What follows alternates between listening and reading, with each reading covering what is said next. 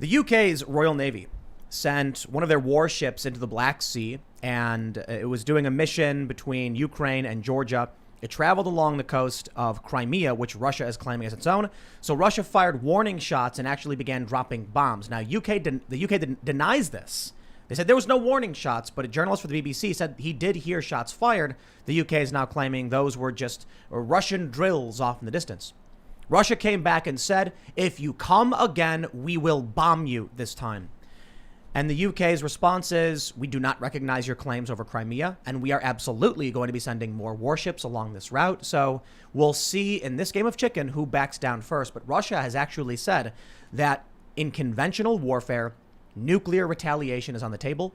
And China has even said that they will join Russia in a counterattack just for U.S. provocations.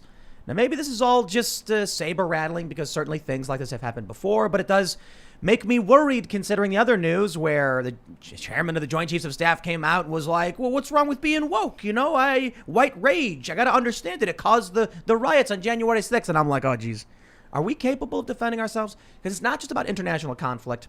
The fourth turning suggests we're in a crisis period and very well may be domestic crisis. It could very well be a Great Depression or some kind of civil conflict. And seeing all this news about BlackRock buying up homes, news stories popping up saying millennials shouldn't buy property. Millennials who are already massively in debt with student loans, now they'll be in debt and they won't own anything. Yeah, it seems like we are headed towards a very, dystopian future where the millennial generation and those younger will just be, serfs in some kind of neo-feudalist system. So, joining us to talk about the war on small business, we have recovering investment banker and author Carol Roth. Hey, Tim, how are you doing? Pretty good. How are you? Good. I'm glad you used the recovering investment banker instead of former because it is sort of this 12-step program, and I'm permanently stuck on step 11. Which one is step 11? Panic. Oh, okay. Well, it is kind of creepy what we're seeing with the way the Fed works, especially when it comes to these houses and the BlackRock story that's been popping up. The Fed's basically just giving them money. They buy it. It's no risk to them. Yet regular working class people and millennials have no way to outbid free money from one of these massive firms. Yeah, I mean, this is what happens when you have central planning and central banking gone awry. I mean, basically the Fed has disrupted risk in the market. They have said, if you put your money at risk, you get nothing. And so people have to take on riskier and riskier bets. And so you've got two different things going on here. You've got these big firms that have tons of capital that they need to deploy and earn a return on for their investors. They're going out and they're trying to find investments, and they can't find investments to get those yields. So now they're turning to the housing market. At the same time, you've got retirees and savers and Main Street who are just trying to earn a return on the small amount of money that they have, also trying to chase yield. And basically they're saying, well, if you put it in the bank, we're just going to give you almost nothing for it. And then we're going to turn around and lend it to BlackRock so that they can go buy these houses. And it's basically free money for BlackRock. And it is a selling out of Main Street to Wall Street. This is all part of the biggest transfer of wealth in the history of the world throughout the pandemic. And you wrote a book about it, so we'll definitely talk about that. Right on. We got Ian. Hello, Tim. Hi. Hello, Carol. Thanks. Hi. I'm interested to find out what your motive was to get out of the banking industry. This is really interesting. So I'm glad you're here. And I am here in the corner as well. I love all of my lady guests. Each one of them is kind of a role model for me in different ways. So I'm really excited about tonight's conversation. Carol's really knowledgeable. And not to self-identify here, but I'm often known as like a dude in a dress. So, I'll claim the ladies, but I'll claim whatever as well. Let's do it. Yeah. Well, before we get started, head over to timcast.com and become a member. We're going to have a bonus podcast episode coming up around 11 p.m. We do this so that there's a lot of things we can't say on YouTube, so we have to choose our battles. Instead of just saying, we'll shut down the YouTube and we'll never speak again because we say one wrong thing, YouTube axes us, we are trying to build out timcast.com to do more than just be a YouTube channel. We got to do this. We got to build culture. We have to bring on awesome journalists. So we have Cassandra Fairbanks, who's incredible, and she's writing articles for us now. We have a few more journalists that are on their way to join the team. And we actually hired an unsolved mysteries writer. Get this. I don't know if I should say this. I'm going to say it anyway.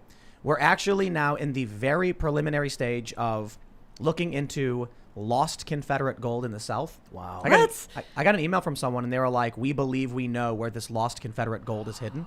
But they've never had the resources, I guess, to actually. Love it. It's a protected area, so you can't dig. So they need like very expensive equipment. And I was like, at the very least, we'll investigate the story of the lost Confederate gold. This isn't going to be like Al Capone's tomb, is this? Because I'm from Chicago, so you remember when Geraldo Rivera did like the 20-hour special, and then they opened it up and there was nothing in there. Very well, maybe. The goal for this kind of content that we're producing is not necessarily to be groundbreaking news and historical documentation, but literally to tell the story of what happened with this Confederate gold, why it went missing, why people think it's there, and then who knows, maybe we'll find it or something, and then a museum will get it. I really don't think so. Is Geraldo going to be hosting? No, no. I've met Geraldo a couple times. You know, he's all right, but I'm not the biggest fan. You know, I it's remember, whatever. didn't he get punched in the face in the 80s or something? He also sent like those like half-naked selfies like around Oh, Twitter yeah, and that was stuff. funny. Yeah. I like him, though. Anyway, we got a lot of stuff going on. So we've got obviously the vlog. We're going to be ramping up production on that, and that's just going to be fun, silly culture building. So we're going to be doing this podcast on paranormal mysteries, and I think we actually have put together the team to start producing it. So it's going to be really amazing. It's going to be like feature episodes with sound effects and creepy noises and stuff. And someone emailed me saying, I think I know where the lost Confederate gold is. And I was like, Oh. Hey, should we write about this? This sounds really fascinating. And so we'll definitely do that. So go to timcast.com, because aside from that, we are going to have on-the-ground reporters, which is the next phase. It's not as easy as it sounds. Just hire someone and send them go out and do this stuff. But it's not that hard. We just got to find the right people we trust who will do a good job. So we'll be doing that as well. So again, timcast.com. That bonus episode will be up around 11. Let's read this first story. We're going to talk about this year war from 9 News. Australia, UK plans to sail through Crimean waters again as Russia threatens to bomb on target. Now, this is all basically because Russia seized Crimea, and I'll try and very, very simplify everything for those that aren't familiar with the full story. Ukraine seems to be going the way of NATO. This was several years ago, and that meant Russia was going to lose its only warm water port in the Black Sea, which is Crimea. So they moved in and claimed the people of Crimea voted to join Russia. Well, apparently the people of Ukraine don't believe that's the case. And I know a lot of people in Ukraine, and I know people who have family and friends in Crimea say it's also not the case that they want to join Russia. There's not much you can do when you're being occupied by a military and they have no way to defend themselves. Well, now you have the UK, who doesn't recognize this, running along the coastline, and Russia is basically dropping bombs and firing warning shots and threatening, we will bomb you if this is the case. So let me just read a little bit. They say Russia annexed Crimea from Ukraine after a military intervention in the region in 2014. Russia said the UK's HMS Defender went 3 kilometers inside what it described as its territory off of Cape, Fiolent in Crimea. Just before noon on Wednesday, a nation's territorial waters extend 12 nautical miles from its coastline. Any foreign warship going past that limit would need permission of the country to do so, with a few exceptions. Prime Minister Boris Johnson and Defense Secretary Ben Wallace both backed the assertion, we don't recognize the Russian annexation of Crimea. It was illegal. These are Ukrainian waters, and it was entirely right to use them to go from A to B. He denied that UK-Russian relations were at historic low, noting that I can remember times in my own lifetime when things have been far worse. The important point is that we don't recognize the Russian annexation of Crimea. This is part of sovereign Ukrainian territory, Mr. Johnson told reporters on Thursday during a visit to an army barracks in England. This is a game of chicken. You know, who do you think's got the cojones to make that move? Well, speaking of the cojones, like, where did the UK get the cojones from? Like the fact that they're like, of all the things that they have going on in the UK with Brexit and trying to sort out their economy, like, where are they like peacocking around? Like, how did they come to the table with this? Actually, that's kind of a sad thing to think about. Because I did this thread on the Founding Fathers earlier, how I was like, the people who signed the Declaration of Independence knew that they were declaring war on the most powerful military the world had ever seen. And they thought they were going to lose. Many did. And it was, some say, it was only because of French intervention that we actually were able to win. The French, of course, had an interest in defeating the British. It's funny that narrative of the British being so powerful, and now it's like, wow, where did Britain get the balls to go up against Russia? Oh man. But seriously, like what do they get out of this Ukrainian situation, and why are they? I mean, they know they don't have a strong ally in the U.S. anymore in terms of being able to support. So like, why are they out there like, we're gonna be going up against Russia, and Russia's like, we must break you. Like, how did that sort of all play I don't know. out? It's interesting because the big narrative for a long time was that Ukraine there's this natural gas monopoly through the Gazprom, company, Russia, and it's running through Ukraine. So the U.S. wanted the Qatar-Turkey pipeline to go up through Syria and Turkey and then into the EU to offset their monopoly and lower prices. But Syria said no, and then war breaks out and it's all chaos and conflict. And then Joe Biden's like, I'm going to improve this, was it Nord Stream 2, where they're building another pipeline, and Biden's like, we're going to allow this. So it's really confusing to me when you're trying to follow through this history and the news about why we're currently entering this level of conflict. I mean, obviously we are allies with the UK, and this is a lot about NATO, but why allow Russia to build another pipeline through it's like just north of Europe along the coast? Why allow that, but then taunt them and play these games and be upset about Ukraine? It seems something's broken right now. I think they're trying to frame it as if we did nothing wrong and we got attacked, so we're the ones they're just in this situation. Because, I mean, but the truth is, it's moronic to poke the beast regardless. I don't know, man. History will tell. And I'm a money person, so I'm like trying to follow the pipeline and follow the money and going, okay, like who's benefiting where and where are the dollars flowing? Because at the end of the day, that's on one side or the other. That's what this has got to be all about. Either it's about somebody getting money or someone trying to bleed more money out of the U.S. I think the interest in the story may just be saber rattling. There have been like Russian flybys before. There have been like Russia, their planes entering like U.S. airspace or something. Kim like Jong-un got too much journalistic space for all of his little things, so they had to kind of step up and go, no, we're bad guys too, don't forget about us. But these things happen, and usually like we don't see much. So I'm wondering if it's people are interested in this simply because of the idea of like the fourth turning. I mean, I'll say this is one of the reasons I'm interested in seeing this news, because it sounds like the UK and Russia are playing a game of chicken. And of course, if that comes to blows, we're involved. There's a fear that we're in this crisis period where there's going to be a major war. China, of course, is saying we'll work with Russia to counterattack. So, I can't remember, was it Bannon who was talking about this? They were saying that, Russia should not be aligned with China, but we've effectively forced that on them, especially when the Democratic Party has been repeatedly just Russia bashing nonstop. So Russia's, pushed back saying, okay, fine, it's us against you. Now they work with China. But again, this could just be words. It could be meaningless.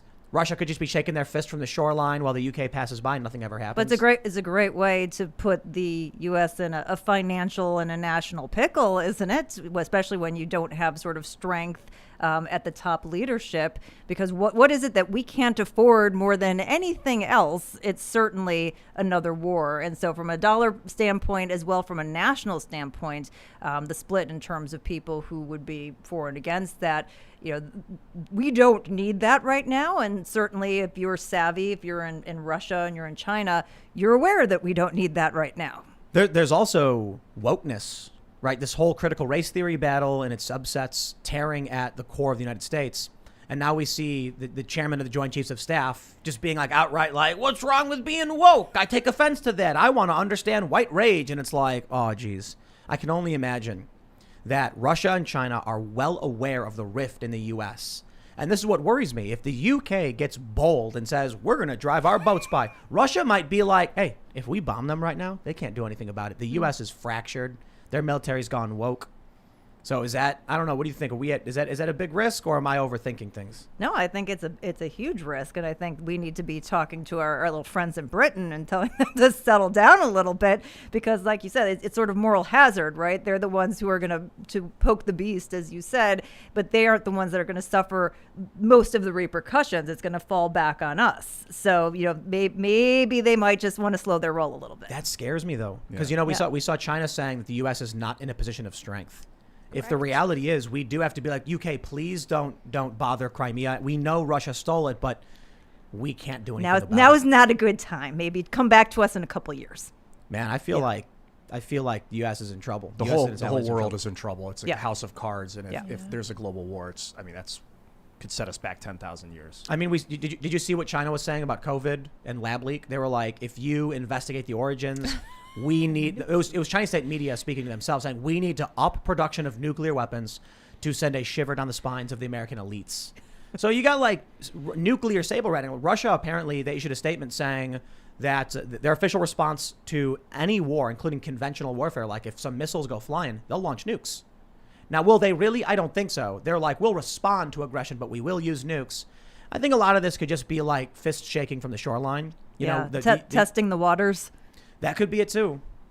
Yeah, but maybe the UK warship is just sailing by, and then Russia's like, UK, and that's all that really happens, you know? Yeah, I wonder if there's a crypto tie-in here, as we've kind of offline talked about, you know, China's role in crypto and digital currency, and obviously they're trying to become the world's reserve currency.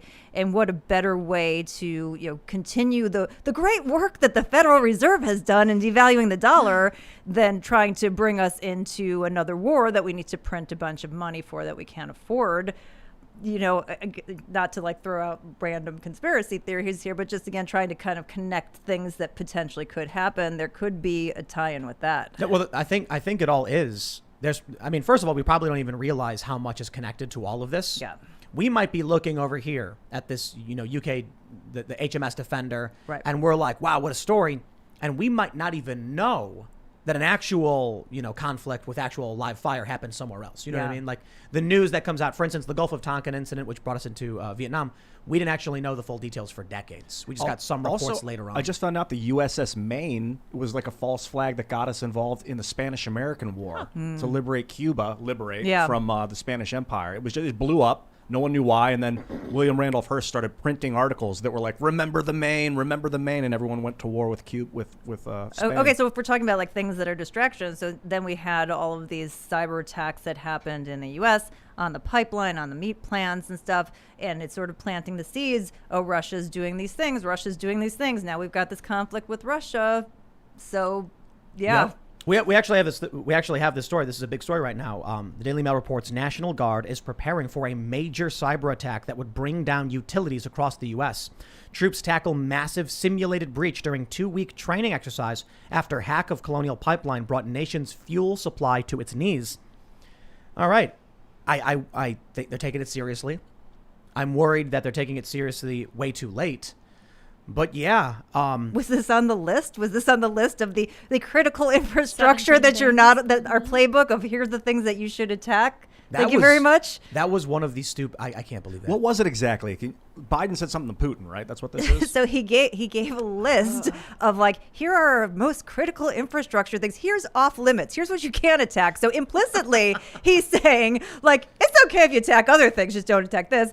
And then also, he's basically saying, here are our most important things. So if you are a bad, nefarious guy, here are the things that you want to. I mean, just the strategy behind that, like. Who's advising on that? Because we know it's probably not coming from Joe Biden, right? So who's the genius who came up with the list of the infrastructure? And was that on the list? I can only hope that whoever advised him says, here's the 16 things we really don't care about. Tell him we care about it so that he goes after that. I see 4D chess. Right. Like small businesses. You could totally take out Main Street. We don't care about that. We don't care about that. Yeah. No, but I think the simple solution, one that makes the least amount of assumptions, Joe Biden was like, oh, Russia better not attack the things we actually need. Hey, Putin, I'm warning you, don't attack these. Don't attack these. You know what I'm saying? And here's the list. It's the playground. It's like the playground bully. It's like, okay, you can beat me up, but don't break my glasses because my mom's gonna be mad and she's gonna ground me. She'll ground you when you get beat up. I couldn't believe that story. Right? So it's like they're doing war games now. It's like negative 1D chess. Yeah. It really is. It's like you're playing checkers with somebody, Right. but Joe Biden's going like, come on, man, I don't know how to move. I don't even know the rules. And you're like, Joe, it's like you just move diagonally. It's Monopoly. You just buy Boardwalk, put some houses on it. You know, I guess what's crazy about this is Daily Mail has been saying Russia did all of these hacks. Like that's been the media narrative the whole time. So when Colonial Pipeline got hit by these hackers, Daily Mail just kept saying Russian hack on U.S., Russian hack on U.S. And I'm like, none of that's confirmed. Even Biden said we don't know for sure. But there were elements of the media saying it was a Russian attack or Russian attributed or Russian associated. And you know what it feels like? It's like we're back on schedule because before Donald Trump got in office, this was everything that was happening. You know, Russia annexed Crimea. Then the U.S. and NATO and Western allies were getting involved in Ukraine. There was separatist conflict. And then Trump gets in and all of a sudden this fades away. Well, I'll tell you something else that was interesting. All of the things that were involved were things that were sort of progressive agenda items that they wanted to crack down on. So you had a pipeline, which obviously we know that the natural gas issue is out there. We had meat, which was another issue. And then you were using crypto to pay for this. And we know that the U.S. government's really uncomfortable. So the fact that all sort of elements of the story all revolved around things that the government doesn't really have on their agenda is sort of an interesting thing for me as well. Did you hear that there was there are gas stations out of gas in Colorado this past week or so? So there's an interesting story behind part of the disruption, and that's with the government, deciding winners and losers and sort of interfering in the economy. There are not enough drivers able to drive the tanker trucks. And so it's now taking an extra couple of days to get the gas to the gas stations. And the people who used to be the tanker truck drivers, they went to work for Amazon or they found other jobs or they're staying home or whatnot. You can't just pull a random person off the street and say, go drive a tanker truck, right? That's a specialized thing. So that's part of this supply chain disruption that supposedly nobody expected. We've had a lot of people super chat us saying that's not the case. That, there are people like, I'm a trucker, there's no shortage, this is not true. Now, I can't, verify a super chat, but I've gotten emails from people saying they're truckers and it's not the case. The challenge is if the media says it and we all believe it, but then people who are like, hey, I'm a trucker, that's not true. It's like, who do you trust? Do you trust the media? I'm like, that's a tough call. No, I don't. Right. I can't trust any of it. I mean, it's anecdotal at best if someone super chats and they're like, hey, it worked. I saw it, so it's real everywhere. Like I saw it here, so everywhere. Right, exactly. It may be in their particular area or their particular company as well. You mentioned in the previous segment how there's like maybe a tie-in with China's move against crypto and stuff. And we have talked about all of the moves made during the pandemic and its potential relationship to a coming war. So a few things I've said is not to imply a conspiracy. I'm not saying that. I'm saying how fortuitous for the United States based on what happened. So you have decentralization from major cities. If a city gets nuked, well, 500,000 people leave New York, and many of these people are leaders in industry or high-ranking individuals in certain companies, and they're working from home in different areas. So now it's harder to take out our economy because you can't just go after one city. You still can't. You kind of can. And then you look at what's going on with like gas stations having limited fuel. A lot of it feels like there's something happening behind the scenes we don't know about. We don't have a very strong journalistic apparatus in this country to inform us about what's going on. And maybe the picture is just too big at this point for any one organization or individual to see. But I look at all this and I'm wondering if look, our critical infrastructure gets attacked. That's oil pipelines and it's meat production, which was like, I think, a fifth of all meat production. Yeah. Then I saw the story about a gas shortage in Colorado and I'm like, now explain to me how that happens. They're like, oh, it's a trucker shortage. Then I hear from people who are like, bro, I'm a trucker. There's no shortage. Then where's the gas? And who do I trust? Well, the media has not been, faithful, or I should say honest to the American people. I honestly don't know. Now you look at what's happening with, Crimea and in the UK. You look at China and Taiwan sending 28 planes in the Taiwanese defense zone. And I'm like, is it possible that the things we're seeing with like gas not being at gas stations, critical infrastructure being attacked, and, just these international conflicts that we are dangerously close to a real conflict, and both the U.S. as well as Russia, China are shoring up their defenses, stockpiling, preparing, or something like that? I mean, I never take anything off the table. I leave all options open. I think that there's, some other central planning issues that are going on here, which we'll definitely get into. But I wouldn't take that off the table. I mean, based on history and based on what we know about truthfulness coming out of government, central planning, and like you said, the sort of media or the corporate press complicity in terms of all of this, I wouldn't take it off the table. I think when you talk about central planning, it makes me think of the Swiss Bank, Bank of International Settlements we mentioned earlier a little bit, that is like a global central financial authority that is trying, like using, these Lockheed Martin and these big arms dealers to like play chess with all these countries, and they're using our military as pawns against each other. Yeah, it's interesting. I mean, I tend to be a little bit more domestic focused, and we certainly have, at least today, most of the wealth in the world. And I kind of feel like the central planners in our country, like most central planners, think that they know better than they actually do. I don't know that I buy the global conspiracy, because I feel like if you have that central power, like, why are you sharing it with these other guys over there? I mean, we know that cartelization never works. Somebody always breaks off. And so I feel like we're probably the leaders of that. So if there's something that's going on, it's probably starting with us, because, I mean, we've got the financial center, we've got the wealth, we've got the innovation. So the idea that there's some other puppet master in Switzerland, not to say that they're not doing things in Europe with the ECB and whatnot, but that they're actually controlling the U.S. narrative, unless they're just smarter than our central planners, which is, I mean, anybody could pick 5 people out of the phone book and they're smarter than our central planners. I don't know. It's an interesting discussion. I'm not a big fan of, the big bank conspiracies or anything like that. I certainly think we have a problem with the Fed. Yeah, we have a big bank conspiracy, with the Federal Reserve here in the United States. You know what's funny is, like, it is a conspiracy, isn't it? The definition of conspiracy: a group of people committing some amoral, unethical, or criminal act in secret. I mean, that was literally the founding of the Fed. I actually talk about it in the book. The founding of the Fed, that the idea that it was decentralized, this cloak of decentralization, which I sourced back. If you want to read, like, deep dive on this, it's a book called The Case Against the Fed by Dr. Murray Rothbard, who's a now deceased economist, who's great. But like the way that they founded the Fed was completely to have this kind of bait and switch feel on the American public. So, oh no, we're decentralized, we're not part of the government. But when you think about the Fed, so I mean, this is really messed up. So it's owned by its member banks. But if it makes a profit, that goes back to the U.S. Treasury, not to its owners. It gets its mandate from Congress, but Congress doesn't have any ability to know or audit what's actually going on.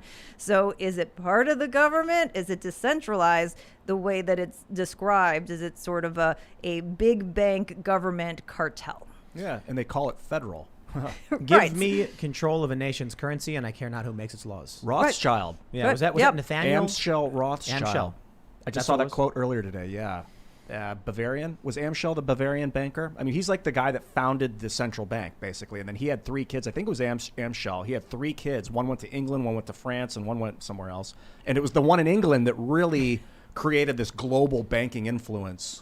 Which founding father was it who said that a centralized banking is more powerful than any standing army? Jefferson. Was it Jefferson? Yeah. Man, those guys were smart, weren't they? They understood. Yeah, I mean, they warned against this, and they had tried to do these central banking structures before landing on the Fed and national banking structures, and they had all failed. And so this was kind of like, okay, let's rejigger it. And the funny part was that the national bank that they had put in place, that was put in place by these bankers like the Morgans and these kind of financiers, they felt like they didn't have enough control, even though they were the ones who had structured it. And so that's why they came up with this concept of what the Fed is today. And by the way, so it started out with sort of these nefarious intentions and has gone completely off the rails since then. Are you familiar with the Great Reset? So I'm like kind of macro level, like I haven't dug into each of it, but certainly on a macro level. You just have this World Economic Forum thing about how there's going to be a global reset of capitalism for stakeholder capitalism, and it's very woke.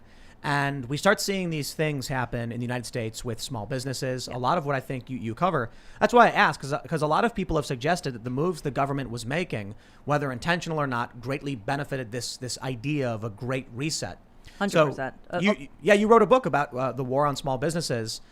Tell me what the government did and what happened to these small businesses throughout the past year. Yeah, so war on small business. So this is the most underreported, infuriating story of the last 12 to 15 months. And really, if you want to talk about it going back decades, but really in the last 12 to 15 months, you had a government deciding who was essential and who was non-essential, who is going to thrive and who is going to fight to survive. And this was not based on data. This was not based on science. This was based on political clout and connections.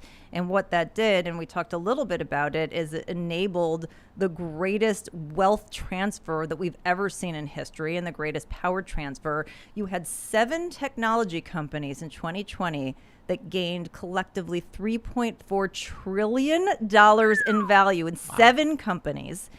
At the same time that you had Main Street businesses, by June of 2020, Hamilton Project said 400,000 of them had closed permanently, millions more struggling to survive. Oh, and by the way, it was a record year for initial public offerings. It was a record year for SPACs, which are special purpose acquisition companies, which are highly speculative investment vehicles that only pop up in very frothy environments where people are trying to chase yield.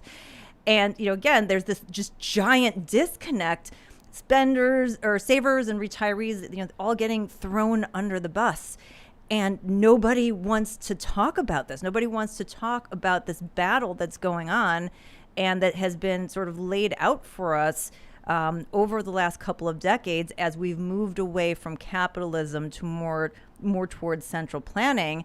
And then the worst part about the whole thing is that capitalism is the one that's getting blamed for it, even though it was done by government mandate. And so that's why, as I was approached to kind of do an economic debrief on what was happening during the pandemic, that the small business story just had that line. It was like so important, but it was also just important in terms of creating that through line between decentralization and central planning, because that's what so many of us are fighting for. If it's not small business, it's crypto, it's the gig economy, it's the creator economy.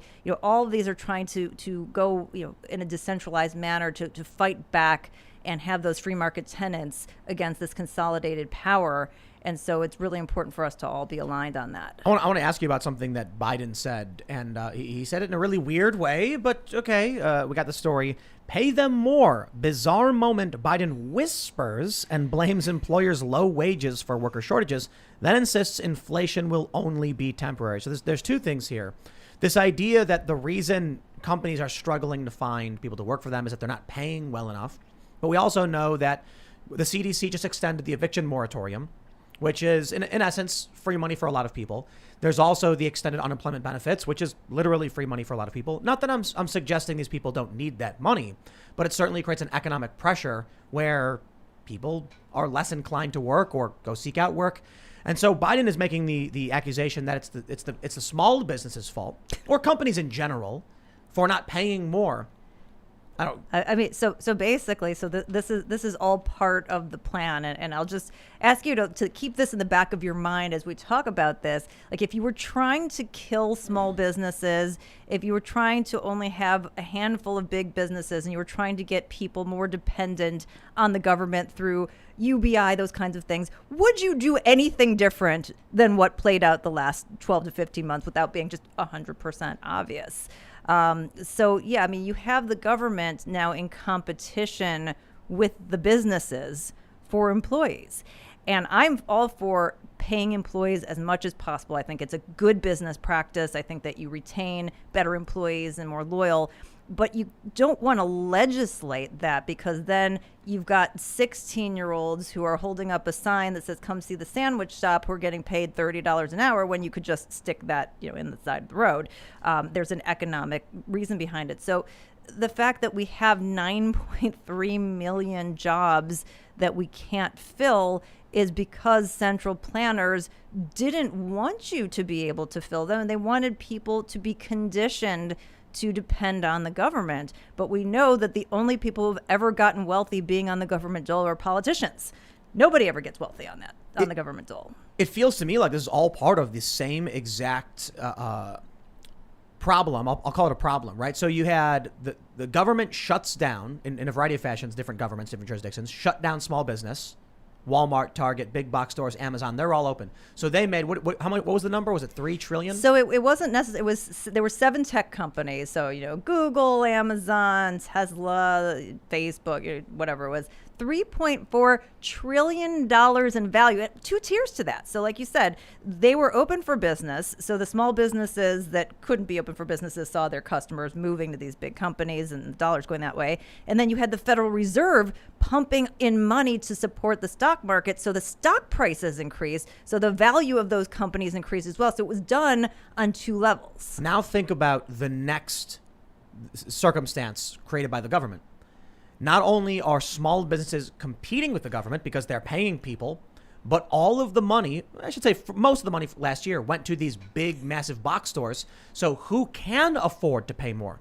When Joe Biden says, pay them more. Okay, well, Amazon's like, we did have, massive profits last year. All right, we'll increase wages that can outcompete the government. But that mom and pop coffee shop, they can't just manifest money out of nowhere. They can't compete. And there's no surprise that, prior to this, you'd seen Amazon and some of the other big companies start pushing for a higher mandated minimum wage. And the reason why they started pushing for a higher mandated minimum wage, because they know it's anti-competitive and they know it would drive some of the smaller players out of business. And so basically that's what's happening on a de facto basis here is they're trying to end around, instead of legislating it, they're trying to do it by, we're going to interfere in the market. We're going to make it really difficult for people to want to go back to work. We're going to compensate them for staying home. And then we're going to force these businesses who have been struggling. They were shut down by government mandate. They were not appropriately compensated for giving up their property for the public good under eminent domain concepts under the Constitution. Then you just get back. You've hung on this whole time, and you can't find anybody to work. And by the way, it's not even just low wages. I've talked to small businesses all over this country. They're paying higher wages. They're offering bonuses. Many of them can't even get people to apply. So it's not even just like, oh, well, you need to raise the wage a couple dollars, because they've done that and they still can't get people back. Some have argued that the problem here is fulfillment. With last year, people being given the opportunity not to, say, flip burgers, which I don't think there's any lack of dignity in being a burger flipper. People love burgers, but a lot of people, they want more fulfilling work. And so the argument is they're just choosing to avoid Burger King or McDonald's or even working at a coffee shop. So yes and no. So I do think there are a lot of people who had the opportunity for once to pause and reflect and actually make some decisions, which I think is, if there's any silver lining, maybe that's one of them. But if that were the case, we wouldn't have 9.3 million jobs unfilled. You would have the ones at the higher levels getting filled, and then these other ones not being fulfilled. And that's not what the data is coming back and telling us. Nobody can find the jobs. And it's not just the burger flipper jobs. It's a lot of mid-tier and other jobs as well.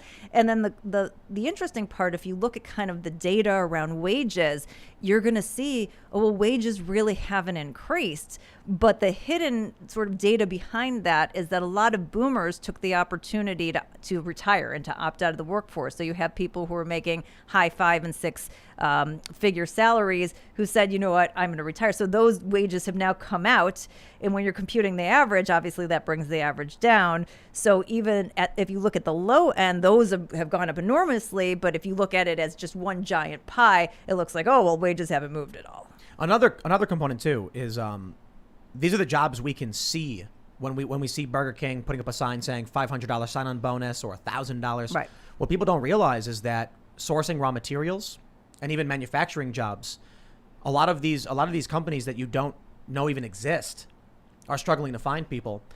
And then the inflation pieces you had had led in with, so that you have the problem with not being able to find people, which is making it more costly, but then trying to get the raw materials and everything kind of running through the supply chain, and then obviously just having an enormous amount of money supply out there, all of these things driving up prices. So again, if you're the small business who can't find somebody to work and you've hung on to survive, you also, if you're trying to buy chicken because you make chicken wings, we saw, was it Buffalo Wild Wings is now doing like the thighs because they can't get the wings anymore. Really? Yeah, I don't know if it's that particular brand. One of the major brands has changed to thighs because they can't get the wings anymore. We here at Timcast love some B-dubs. We do. We had an argument. Ian was right. He thought So the is this personally devastating news for you then? I'm gonna flip this whole table over. Take a lot of work. And this is how this affects your life, people. The war on small business right here. But actually, it may be the most important thing. No joke. I mean, look. Going out to the bar, watching a game, having wings and rings and whatever else, you can't get that. I tell you. That's when people go, hey, wait a minute. Right. Hold on. You know, when people hear, like, it's hard to get a computer chip, so computers are more expensive, they might go, I don't know. Actually, there was a survey done. They asked people about certain products and whether or not the cost had increased. And airplane tickets and electronics, people were unsure of and didn't know. But chicken wings and gas were way up, and they knew it. And bacon, too. So this is interesting. I think of all of the things that can be taken away because of government failures that impact small businesses, they really have to be careful, because if they start affecting bacon supply, that would be tragic. It is silly to think like, haha, bacon, but no, I mean, people wake up and have eggs and bacon. People go to McDonald's and get sausage, egg, and bacon. People eat these things. They enjoy them things. The reason it's a joke is because we know that people really love this stuff. If they can't find it, they start asking questions. People start getting mad, and that's when you got to get worried if you're the government. Yeah, I mean, but it's about so much more than that. I mean, it really is about our economic freedom. I mean, I think people, when they think about business and you say, like, how many big businesses are out there? And I do this with people all the time. Like, I'll hear, like, I think there's, like, probably, like, 1 million. And it's like, no, there's 5,000-ish publicly traded companies in the U.S., and there's, like, another 5,000 to 7,000, maybe up to 10,000. There's like between 10 and 15,000 big businesses in the U.S. There, before COVID, was 30.2 million small businesses that account for half the GDP and about half the employment. So when we talk about this, I think people feel like this is like a niche issue that doesn't really affect. This is half the economy. And if you have to understand sort of the thought process behind this, that if you are the government and you're trying to usurp power, which they have done in terms of how much they're spending, laws, purview, everything else, if you're trying to deal with people, you're trying to get reelected, you're trying to get campaign funds, you're trying to push legislation through, whatever it is, what's easier to do? Like get like 10,000 big businesses behind you or 30.2 million small businesses behind you? This is a nuisance. We heard the banks were too big to fail. They did awful things that ended up screwing up the economy for all of our lives, and they got a bailout. Yet they closed small business by mandate, and they got crumbs. Because not only are they too small to matter, but they are too hard to control. And that is the intention here. Like, you cannot walk away from this. You cannot go through this and think it's not intentional. And by the way, even if you don't, the outcome is still just as bad, but this is intentional. Is the intent to just steal wealth from middle class and working class people? It's to consolidate power by any means. What happens to those people, it doesn't matter, because they're not in the club. If you're not in the club, you don't matter. You're just like you're just pawns in the game. And so they have seen that we have allowed them to consolidate more and more power. I mean, you have small businesses, and there are a couple of examples of small business owners, Attilis Jim, Shelley Luther, and her Salon a la Mode that I talk about in the book, who said, no, you're not going to take my property. You're infringing on my property rights, and you haven't compensated me for it. But a lot of people said, well, okay. There was something that happened to me that you briefly mentioned hearing about before the show. It's that I got denied a loan for a home, and that was shocking to me because, look, I'm not trying to be like a braggart. We have a successful company here, and I wanted to get a small house. It's relatively small. And the bank said no, and they sent false credit information to me. So weird. It felt like I was just told you are not allowed. It was 3 months of runaround, constantly asking for new documents, and something weird happened. Maybe it was a bad company. That could be the case. But we are seeing this thing with BlackRock. These firms that just get essentially free money from the Fed, and they can outbid any working class person to buy up this property. And we're watching them buy up property like crazy and then turn them into rental properties, where we're going to end up having the millennial generation right now entering their 40s, right? We're old people at this point. They have kids. The kids are going off to college in some instances, but they're unable to own property, which means they're going to have less wealth to transfer to the next generation. They're not going to have something they control. Not only that, they're going to be beholden to student loan debt and to their landlords, which are going to be big firms. Yeah, and if you think about wealth creation, it's something that obviously I spend a lot of time talking about. The way that you create wealth is through equity. And when I say equity, I don't mean equity in the sort of critical race theory equity. I mean in the financial terms of equity, having ownership in something. So ways that you create equity. You have equity by building a business. Good for you. American dream, doing that. You may not sort of have the ability to do that, but you invest in the stock market and you participate in the equity increases of other businesses. Maybe you work for a private company and you're able to get stock options. So you get to own a piece of the business that you're working for. You own a house and you get equity. Ownership is wealth creation. And so limiting those opportunities by government interference in the free market leads to less wealth for everyone. And that's the frustrating part for me. My background, we talked about being a recovering investment banker, but I'm the first person in my immediate family who graduated from college. My dad was an electrician. His parents went through the Great Depression and were super poor and grew up on the west side of Chicago. That's where he grew up. And so he came out of there and worked really hard and saved up a bunch of money and then sent me to school and couldn't afford it. So then I had to pay down my college loans and so on and so forth. But I've gotten to the point where I am today, which nobody could believe because of this American dream, because of this system of capitalism.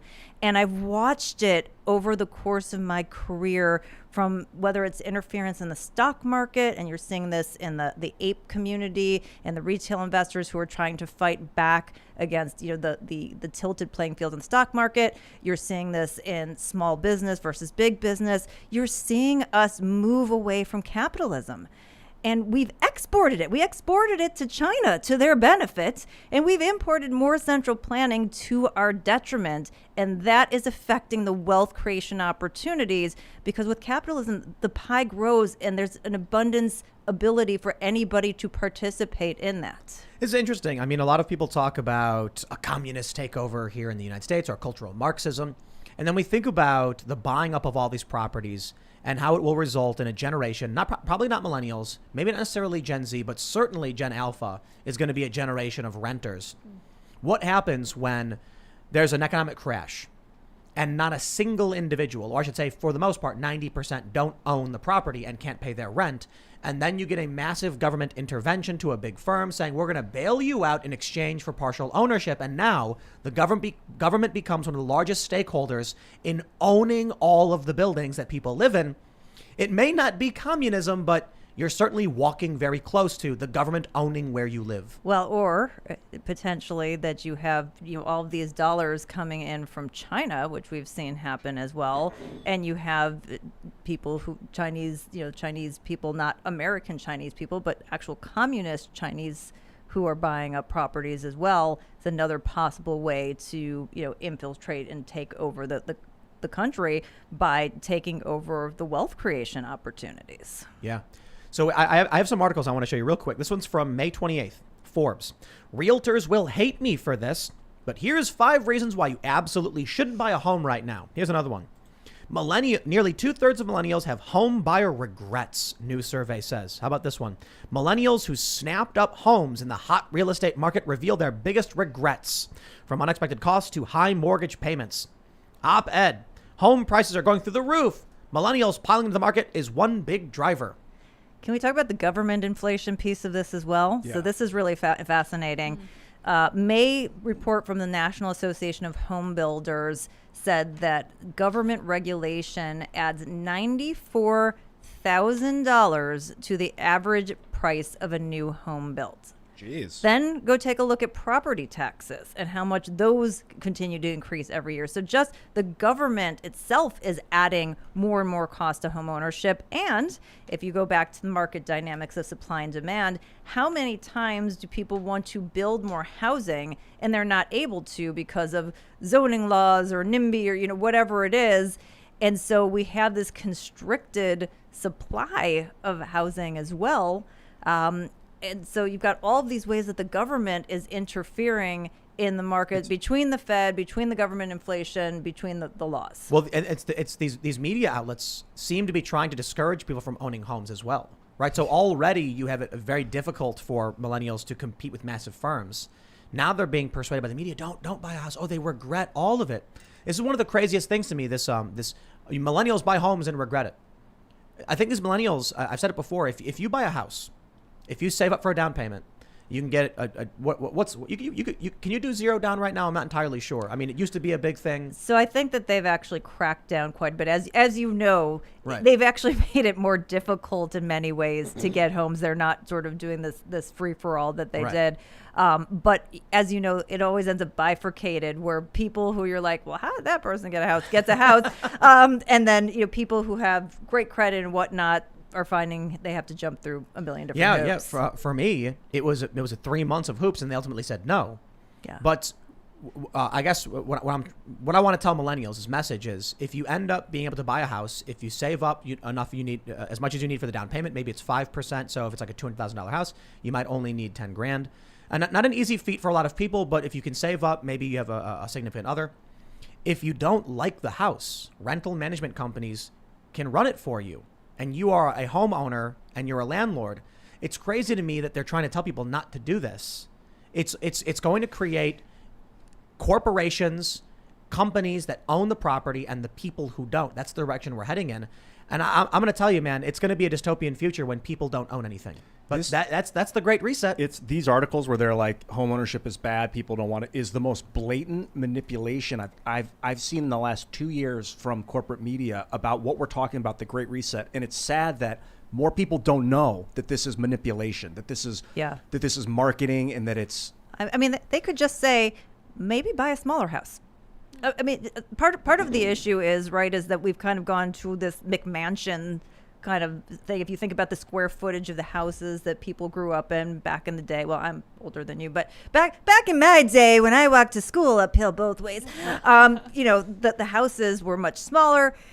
And so we've kind of gone into this place where there's bigger, but there's all different kinds of options. And so maybe maybe you don't need the bigger house, but still buy something, get equity, get ownership. Ownership leads to wealth. We want to encourage prosperity for everyone. We want everyone to be in the game, because if you don't have everybody in the game, go ahead. No. Do you know where I'm going? I was going to say, the message that we espouse is empower yourself. Yes. The message that these firms and the media says is disempower yourself. Right. Become weak. Give us the power. You're Give the us victim. control. Right, exactly. Go on the government UBI. Let the government take care of you. Let them give you $12,000 a year, because that's going to make you wealthy. It's not logical. That's what gets me, is these messages. This messaging is not logical. To tell people not to buy land is not logical. It's someone is doing this on purpose. You guys remember that viral video where the guy's like, read a book, read a mother effing book. Yes. And then at one part he's like, buy some land, yo, right. spinning rims. Yeah, buy some land, man. But you give that to your kids when you pass. Go follow on Twitter Wu-Tang Financial. Oh my gosh. Yeah. Wu-Tang Financial. They'll give you all these kinds of great nuggets, kind of meme style, but the underlying message, absolutely. And maybe if the housing thing isn't for you, then go get equity in businesses, build a business. Oh, except for the fact that when you go do that, then you're going to get shut down. The government's your number one risk. And it's so interesting, the parallel between what happened with big and small businesses with the CARES relief and what you're talking about with the housing market. Because what happened, and we've seen it in previous bailouts, all this money goes to big companies. The CARES Act was primarily trillions of dollars to cronies who, by the way, didn't have to do anything to get it. They didn't have to apply. But if you were a small business, you had to step up and apply. And the biggest small businesses, Kanye West and Tom Brady, got PPP loans, but your pizza shop down the road didn't. And so how you said you had all that paperwork that you had to fill out? It's the same thing for the small business. You had to jump through the hoops. They made it hard. If you had a bad background check, they said, sorry, we can't give you the loan because you've got bad debt. They made it as hard as possible for the people who needed it the most, who, again, did nothing wrong. This was government mandate, taking their property, subverting their property rights. And they were the ones that had to jump through the hoops. Is that because they just assumed those businesses were going to go out of business anyway? They wanted them out of business. They didn't care. That is just extra people, riffraff, that can come onto the government dole, that can go work for Amazon. They want to consolidate power. This is central planning versus decentralization. This is crypto versus the Fed. This is what's happening retail versus the market. This is decentralization versus centralization. And then it comes back to crypto. Yep. You know, why there's this move against it, why many poor people are convinced to get away from it, why the articles say China's cracking down, dodge this, don't go near it. And it's an escape. Right, that's how it's been described by a lot of people. We had Max Kaiser on the show, and he said it gets you out of that system. Maybe you can't own property, but you can own crypto, and that's something they can't control. And boy, do they not like that. No, they don't. I mean, and that's potentially crypto's biggest risk right now, is that you have a stock market that's valued in dollars, you have an IRS that takes payment in dollars, and you have a U.S. government with a central bank pseudo attached to it that has a military, although the military's gone woke, so maybe that's not as big of a risk anymore. But they don't want to give up that power. They don't want somebody else to have that power and be in the in club. They're going to do everything they can to fight it, which is exactly why people are fighting back against it, which I think is great and I think needs to happen. But that's where this is going to come down to. And so that's what we need to be watching. So all of this stuff, right? The war on small businesses, the telling people not to buy houses and taking away their property. What's the future you see if this trend continues? So what's going to end up happening is that you have small businesses, you're going to have economic freedoms taken away. And you're going to have them taken away, and we've seen the seeds planted. It's under the guise of capitalism. Capitalism isn't working, they tell you. We're in late stage capitalism. Capitalism is just freedom, choice, and transparency with property rights. So there is no stages. It's just kind of like on a spectrum over here with free choice versus force, coercion, and control. And so they're going to blame capitalism. They're going to get people riled up and go, yeah, you're right. We should probably have the government in charge of more things. It's going to kill more businesses. And you're going to end up with some form of a pseudo centrally planned hybrid economy where maybe Amazon and 50 other companies get to do their thing and everything else is the government. And like you said, you own nothing, you have no wealth creation opportunities, and we have squandered the biggest opportunity for economic freedom that has ever happened in history in the world. What scares me about all this is that there's this idea you will own nothing and you will be happy. But I don't believe that centralized economies or command control and authoritarianism actually work. It's this utopian pipe dream. History has proven that they don't. We don't have any example anywhere in history that it's ever worked. Right. So yeah, you don't just have to believe it. You could just follow the data on that one. So what happens is you get every generation or multiple generations, you get some crackpot despot saying, I should control everything because I'm smarter than all them. And then they realize calculating the economic requirements of billions of people cannot be done by a single mind or a committee or a council or a small firm. Never. It requires decentralized economics or, hey, free enterprise. 100%. I mean, this is, and go back to Basic Economics by Thomas Sowell or anything else, and people making free choices are going to tell the market what they need. And certainly, at any point in time, there may be a slight dislocation, but it gets fixed. I mean, look at toilet paper, right?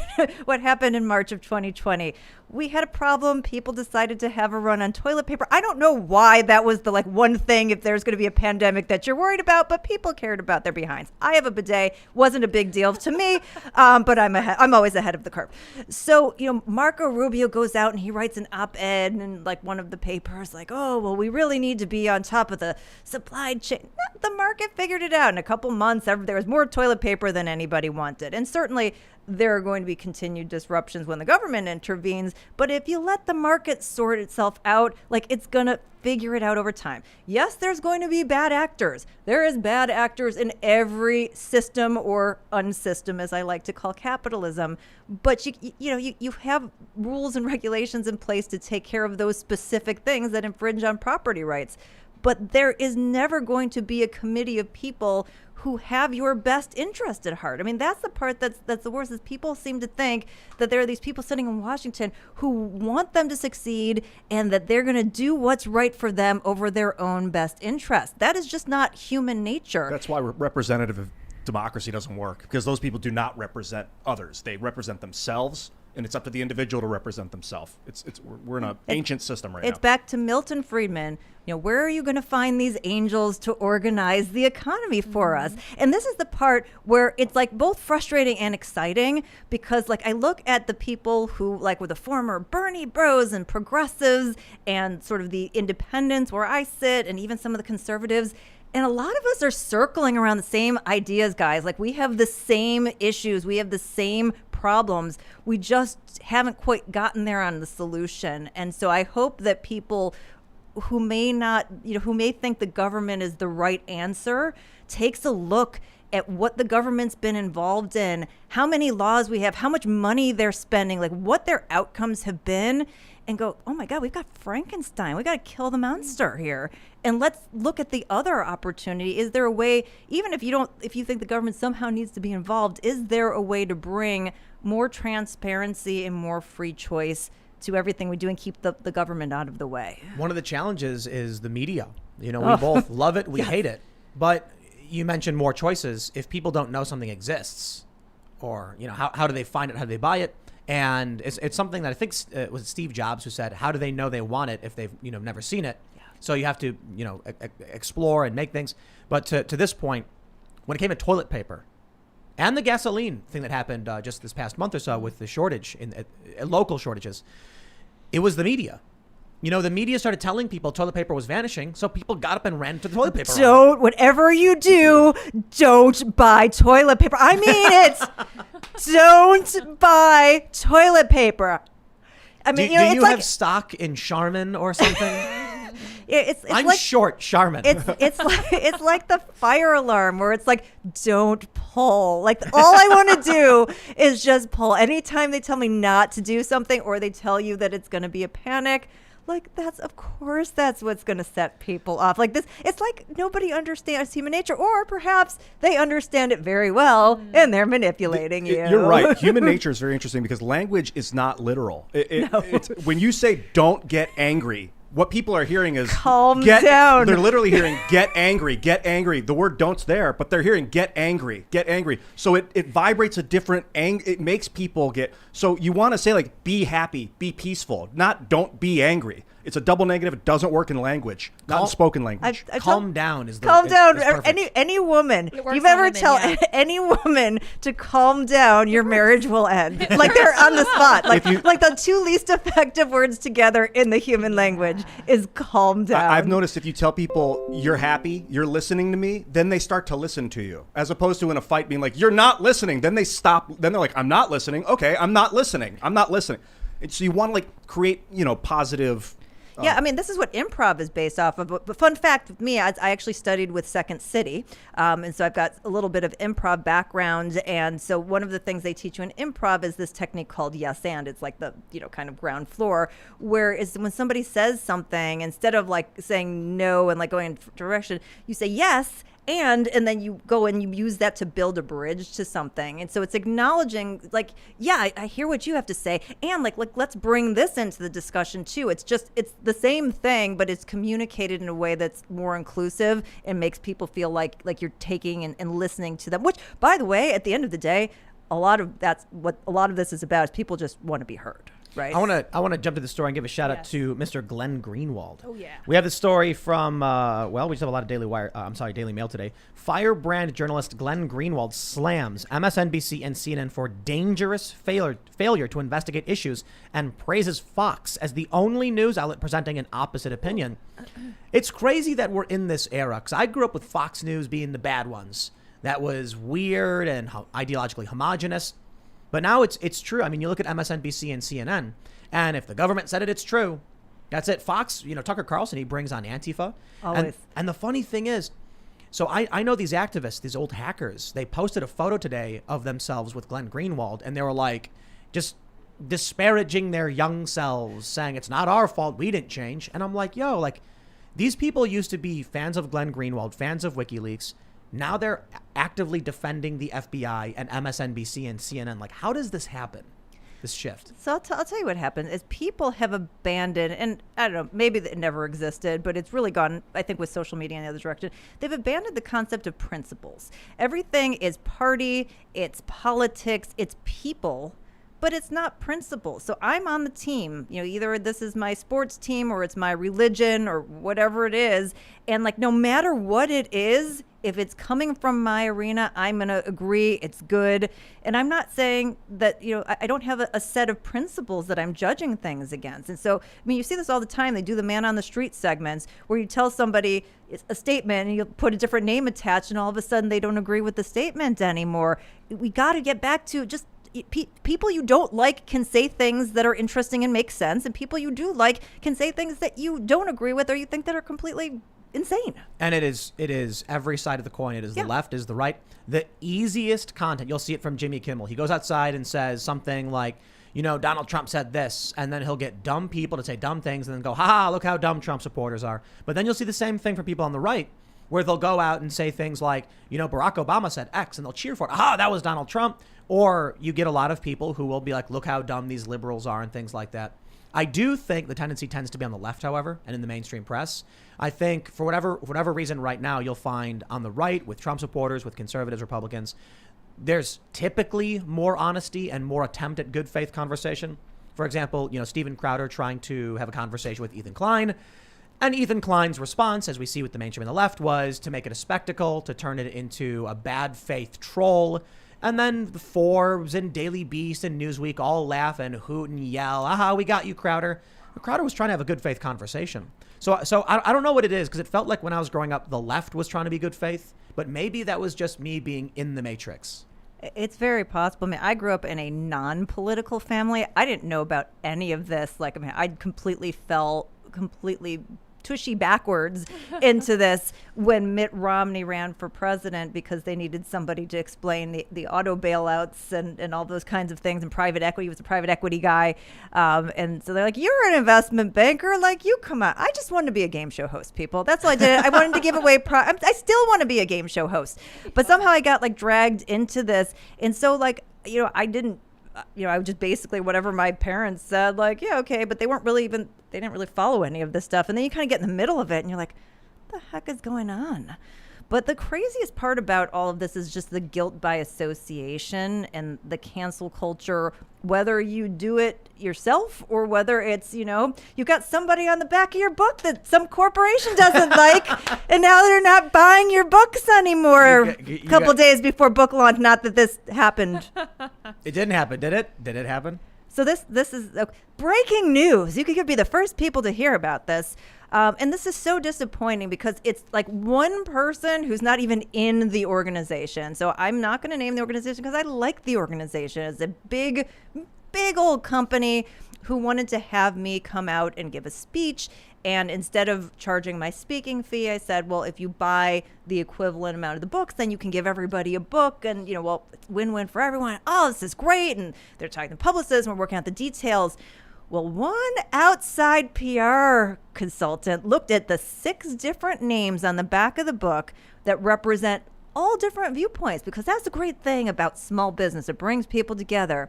And they didn't like one of the names. Wow. And they thought that tainted me and blew up the entire thing. And I'm like, how is it the fact that I'm building bridges and bringing together different viewpoints a bad thing? You would think that's exactly what we need at this point in time about a topic that, again, I don't even need to even talk about it. I can talk about whatever you want. You're buying my books. I'm on your clock. I could talk about anything. I'll talk about football, hockey. I don't really care. So they could have done anything, or they could have, but I'm now canceled, and my book orders are literally canceled because they pulled out one of the 6 names. One person, an outside PR person, didn't want that association. If you knew that name would have resulted in this circumstance, would you remove it? No. Because I am in the fortunate position where I can make those decisions. And I've told people before, I'm getting the advance on the book anyway. I don't care if it sells 1 copy or whatever. I'm not doing this for financial needs. I'm doing this because it's a really important message that everybody needs to hear. They need to spread. And also, if this book doesn't do well, nobody's going to do anything about small business in the media again, because I don't know if you guys know this, probably not, because this is my domain. But like anyway, so this is the entry. For people to say we care about small business, and they're trying to take that away. Well, let's think about that for a second. I think you did the right. I think that was the right thing. If it were me, I would not remove the name of any comment or endorsement simply because someone would threaten to cancel me. So I think you're saying the right thing. I agree with you. But there's also the argument that couldn't you have reached more ears by you canceling one of those endorsements? Yeah, it goes back to principle. It's just not the way that I roll. I'm hoping that I can find a different way. Let me tell you a story about my last book, because I think this will give you a little sense of who I am. So when I wrote my last book, The Entrepreneur Equation, my publisher at the time had the idea of putting a picture of me on the book cover. And if you've seen the book cover, it's me in pink heels in front of a chalkboard doing a little like sexy teacher kind of thing, whatever. They conceptualized it. And back in the day, there were actually bookstores. And one of the big bookstores, one of the buyers told my publisher, she's a little too attractive to be taken seriously as a business author. So we kind of think you should either pull her off the cover of the book or, maybe like ugly her up a little bit. And so they came back to me with this feedback. And they said, by the way, my last publisher was very, very collaborative. They were great. And they said, it's your book, but these guys are really important. So like, what do you want to do? And I said, well, not only am I going to do this, but I'm going to do the biggest blank blank to them of all time. And for those of you who know, I have my own fashion doll / action figure that was made as a premium to match what I look like on the book cover. And so for every book that was sent out, the action figure was sent with it. And I just kind of doubled down on that and said that was the thing. So that's kind of how I approach it. But again, I have the ability to do that.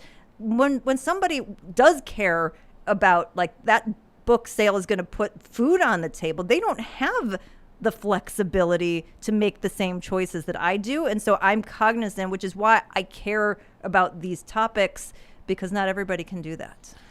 It's a big challenge. Yeah. Knowing that there's this system in place that is unreasonable. And this story is kind of nuts. Like, without saying who the person is, it is a mainstream normal person. It is totally it's crazy that a company would be like, I don't know about that guy. I actually had right. I mean, it's not like I've got like Manson on the cover, being right. like, oh, you should really. I mean, yeah, these are all well-known people. You may not agree with them, but yeah. I actually had the Daily Beast wrote an article about the John McAfee thing, and I tweeted bull effing ish in response to the story, and I linked John McAfee saying I would never take my own life. And so they incorporate that into the story, which I don't care. They called me a conspiracy theorist. It's like, okay, if I was making, I didn't make an assertion about what happened. I just said BS, like I don't believe the story. Not believing a story is not asserting a conspiracy, but they called me alt-right. It said I was alt-right, and I'm like, they just make it up. I got called alt-right for this too.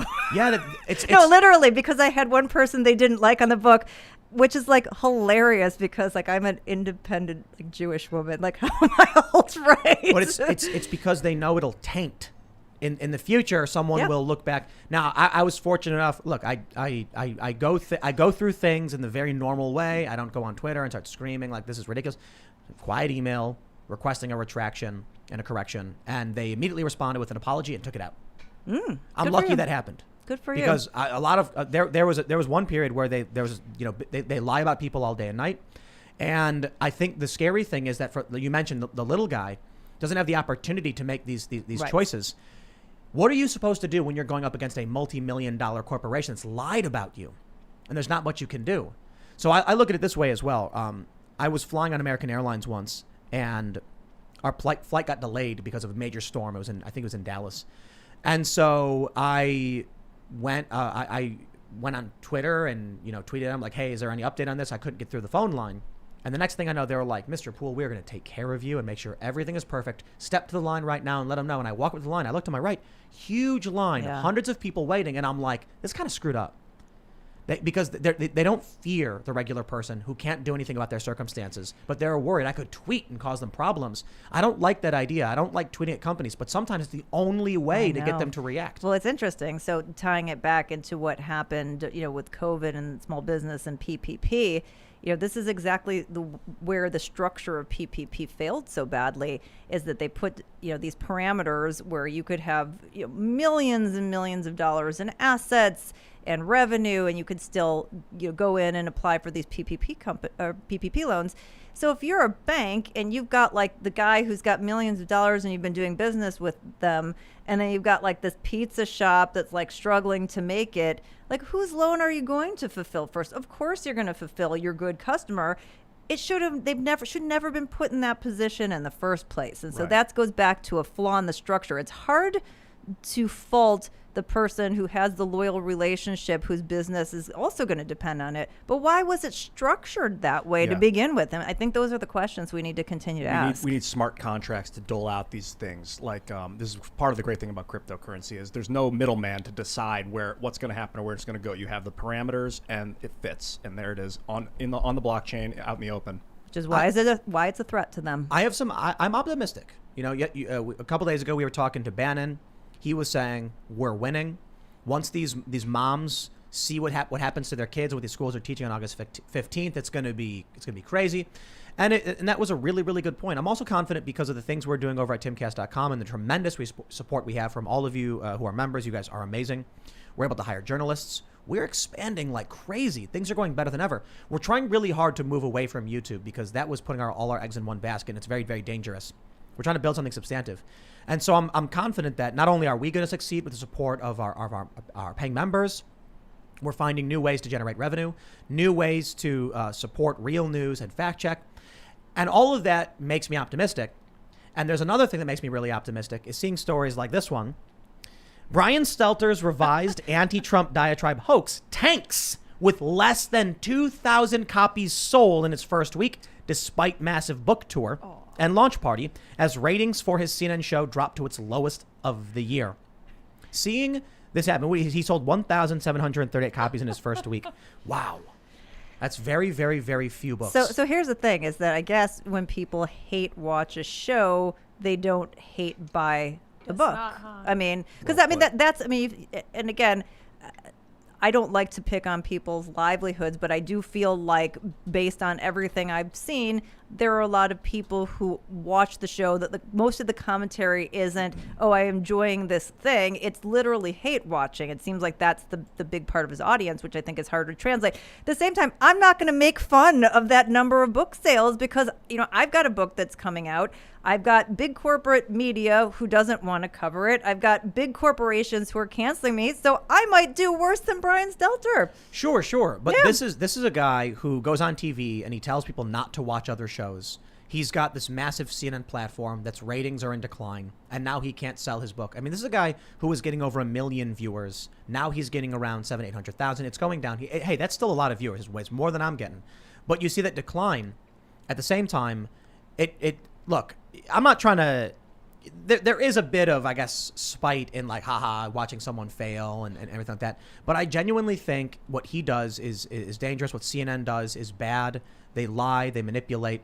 They're a part of the problem. And they represent the decentralized media. I'm going to give a plug to you right now. The centralized media? Right, the centralized media, and you are the decentralization. And so, I mean, if you're enjoying this, you should be supporting Tim, and I'm going to support you because I believe in this, because decentralization is critical, and this is the American dream, and capitalism is about putting your dollars where your belief system is. You can't go out and say, Alexa, why does Jeff Bezos have so much money? Could you order me some Doritos and tell me the sales on Prime days? And then go like, well, what? What's going on here? She's gonna be like, I can't talk about that. Okay, we actually have one, and you called her, but she didn't respond. You can ask her all sorts of questions about Jeff. She's like, I'm not going to talk about that. But that's what I'm saying is that so support the things that you believe in and support these small companies and support small business and support small business advocacy. That's how you make a dent. And don't hate watch things you don't like because it's giving them dollars. I mean, I know it's fun and whatever, but like, don't do it. Support the things like let's make it a positive instead of a negative, and go out and support, because you are the American dream. You're building that. You're helping other people with them getting more jobs and creating something that's important, and we need more of that. And people should buy your book, The War on Small Business by Carol Roth. Why? Amazon is one of the most powerful ways that decentralized media has been able to get a foothold and challenge the establishment. I mentioned this the other day with Michael Knowles' book, Speechless. Yes. Definitely you should buy Speechless. You should buy Unmasked by Andy Ngo. Posobic's book. Jack Posobic's book. That's the Antifa book. Yeah. Oh, yeah. Because when people go to Amazon, and Michael Malice's book, The Anarchist Handbook. Yes. Create Space, I believe, is where it is. You can publish your own books. You go on Amazon and you'll see the top charts, and it's a bunch of anti-establishment thinkers. It's people challenging conventional wisdom with interesting ideas, and they don't all agree with each other, but it's a way to break through. When the establishment, the mainstream, when CNN, when they don't give the time of day, when Brian Stelter comes on TV and says, don't watch The Spin, come to us. When, who was it, Tapper, who said, you can't read WikiLeaks emails, only it's illegal, only we can read it.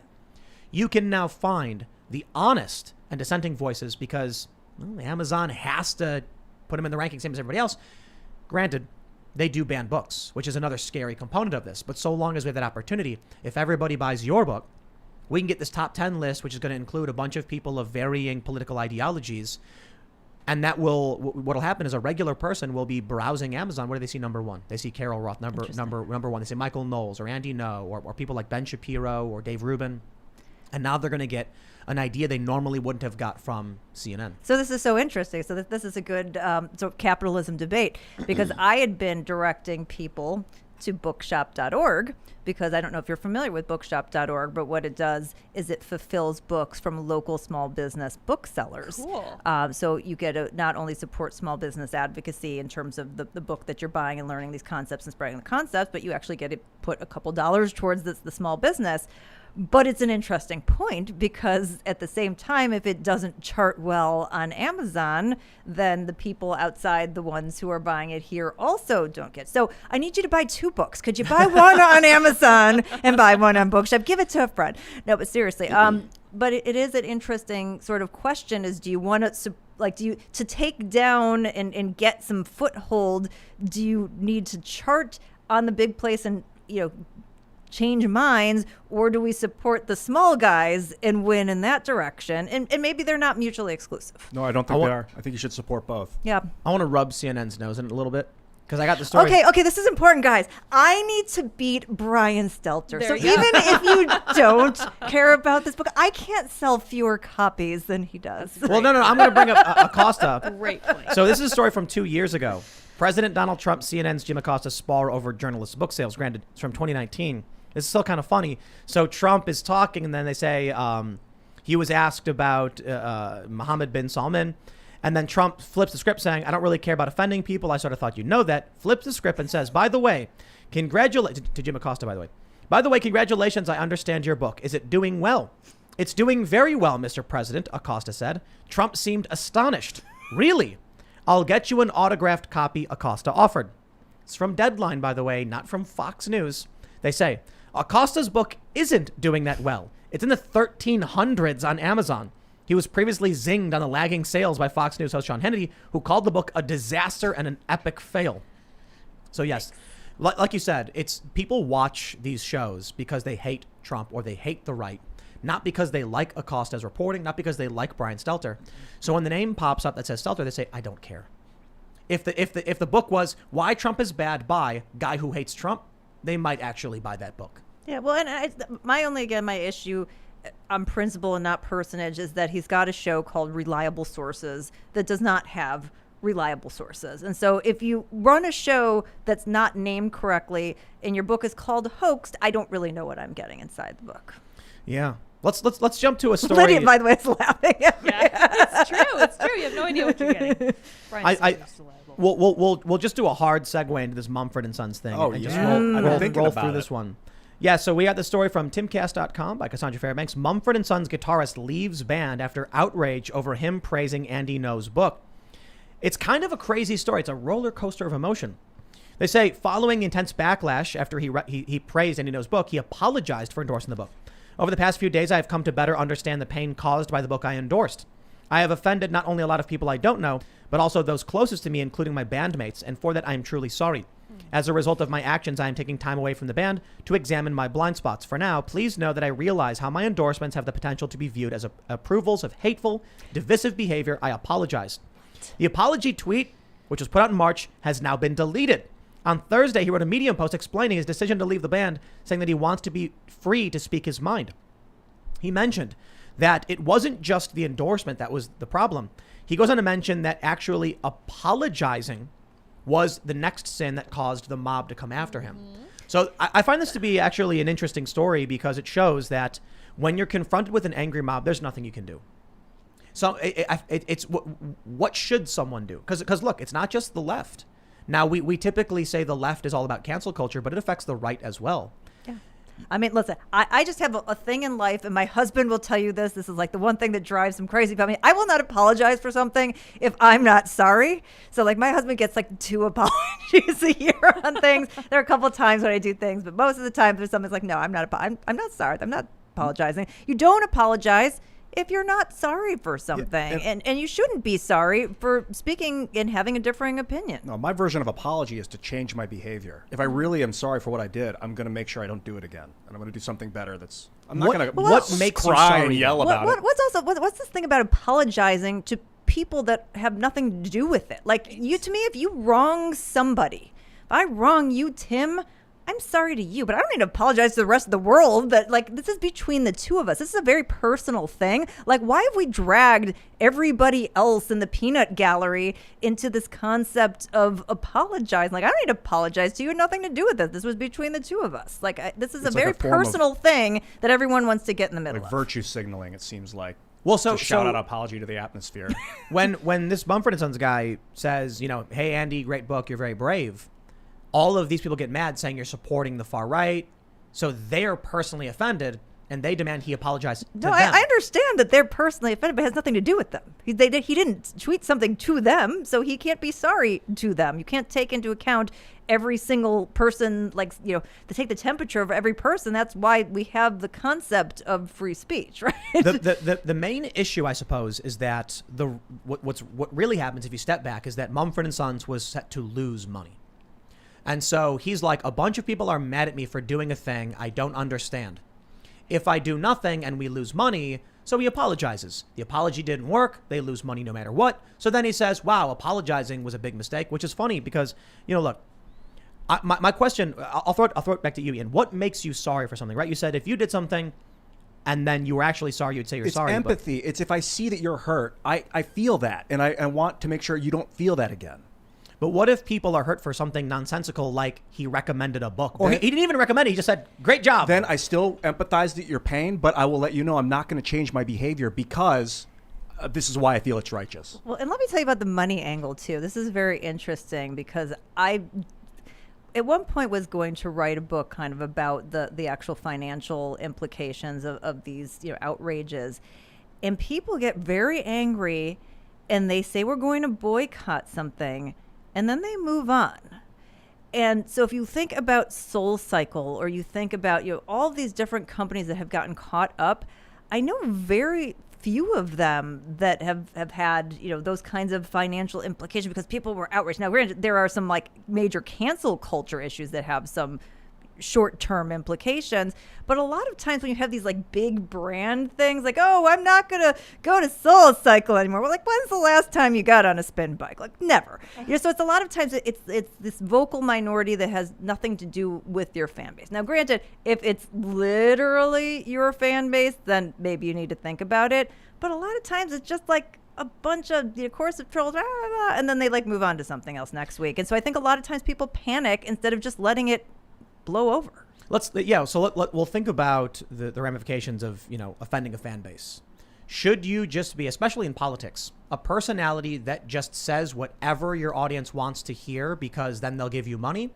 Or if you say something that offends them, should you just be like, well, that's what I think, have a nice day? even if you lose money. Well, I think you need to be careful as a business or as somebody, if you're like fan driven or customer driven, like, do you want to have a public set of opinions, or do you want to keep that in your circle? Because the reality is, like, back in my day when I walked uphill to school, like the people who knew my opinions were like a couple people in my circle. Now we have Dear Diary, that's Twitter and Facebook, and we take everything that we think and we broadcast it to everybody. We weren't meant to take out information. So if you're in that kind of public light and this isn't like what you do for a living, then you might just say, as a policy, like, maybe I don't want to comment on these kinds of things publicly, or maybe I'm going to send a note to Andy privately, or whatever it is. And it's not because you're scared or you're bad or you're backing down, but it's just that's not how you make a living. That's not your thing. And not that you should have to censor yourself. I'm not trying to talk about censorship, but I'm just saying, like, do we need to have everybody's opinion about everything? You're talking about restraint, and it's something that is, maybe you could argue, is lacking in society, but it is a detrimental, it is a very important aspect of being a human, is restraining your body. It is a wild animal that you are in control of, and it wants to do things. So you need to be intelligent and, of course, control yourself. You don't need to tell everyone everything. That's not the definition of honesty. The honesty is not lying to people, but you use discretion. And also I don't know why I'm so angry about this. Staying in because he's in a band. I'm sorry to interrupt you. This guy's a musician, man, and so am I. And this is so messed up. That's all. Thank you. Yeah. No. I think it's also just about, like, sometimes just staying in your lane. Not to say that the book thing isn't staying in your lane, but just as a broader macro concept, we're talking about through the nuance of this, is that, like, I'm an expert on economic and financial things. Like, people who don't know the difference between a balance sheet and an income statement, like, want to come argue with me about stuff. And it's like, I don't need your opinion on how to organize the economy. You don't know what a balance sheet is. So it's the same kind of thing. I'm not going to wade into, like, discussing the intricacies of, like, medical decisions or, those kinds of things that aren't my areas of expertise. I don't think, and part of it is this is just a nascent technology. We're not used to this level of communication. So I'm not judging anyone. We're all trying to sort this out and wade it through. But, like, not everybody needs to weigh in on every topic. Like, pick the things where you particularly have that domain expertise, and maybe spend more time listening on some of the other things. There's no upside to Twitter. There's literally none. And the upside is the connections, right? That's right. That's true. That I've met some of the most amazing people. I mean, we met because of Twitter. We met because of Twitter. We met because of him. But because, like, I saw one of your tweets last week, though. ancillarily because of Twitter. A lot of the people watching, like, I've met the most amazing connections, and I've collaborated and worked. That is the upside to Twitter, but you have to curate that experience appropriately. Yeah, I'll walk that back for sure. The upside definitely is connections. Like my communication with Joe Rogan, which resulted in me going on the show, was he was following me on Twitter. He DM'd me. We talked. And yeah, I think before Twitter, you couldn't communicate with high profile individuals or celebrities. It was just near impossible. But I do think something interesting is happening where I think there is a push towards, because of things like Mumford & Sons, the celebrities are once again retreating from the landscape, saying there's no point. And what happens is it becomes journalists, or I should say activists. So the largest component, the largest community on Twitter for the longest time has been journalists arguing with each other. That's the biggest component of the blue checks too, right? Right. Yeah, it's like a quarter of them, or at least this was several years ago. And so they argue about things in culture and politics, and it literally makes their careers. They get a bunch of followers. Then the news outlets are like, oh, you have 20,000 followers. Welcome aboard. We'll hire you. No joke. These news outlets will be like looking at some new hires. I want to be a writer. Well, how many followers do you have? Because you're bringing that audience to them, and they know that you can push stories out, get more traffic, make them more money. So their goal for many of these people is to say offensive things, but say them tribalistically, which brings us to I think the problem, one of the biggest problems we're facing right now is Mumford & Sons, as you say, shouldn't wade into this territory necessarily, because this guy doesn't know anything about Antifa or politics. And so by him expressing an opinion in favor of Andy, it's not his area of expertise. He exposes himself. The other issue is that when it comes to the culture war, you basically have one main rule. Say what your tribe wants to hear, or else. People actually, we see it all the time. I mean, Mike Cernovich tweets it all the time, where people are like, I'm going to unfollow you if you have a bad opinion, or I'm not going to support your book. And then he just says, bye-bye. Okay, yeah, right. But that's not what most people do. Retweets them and says, "Hey, see you later. Here's the Yeah. attention that you ordered." I love someone made the meme of the Virgin and the Chad, and it was like the Virgin, I'm gonna unfollow you, and then there was the Chad, I'll follow you for opinions I don't like. But it really does come down to that, because I don't think it matters whether you're on the left or the right. You will get the same kind of pressure if you go against the tribe. Now the issue, I suppose, is the left tends to be dominant in establishment culture, so they have way more power. If you are James Gunn, you are the rare exception where the right was able to get him temporarily canceled.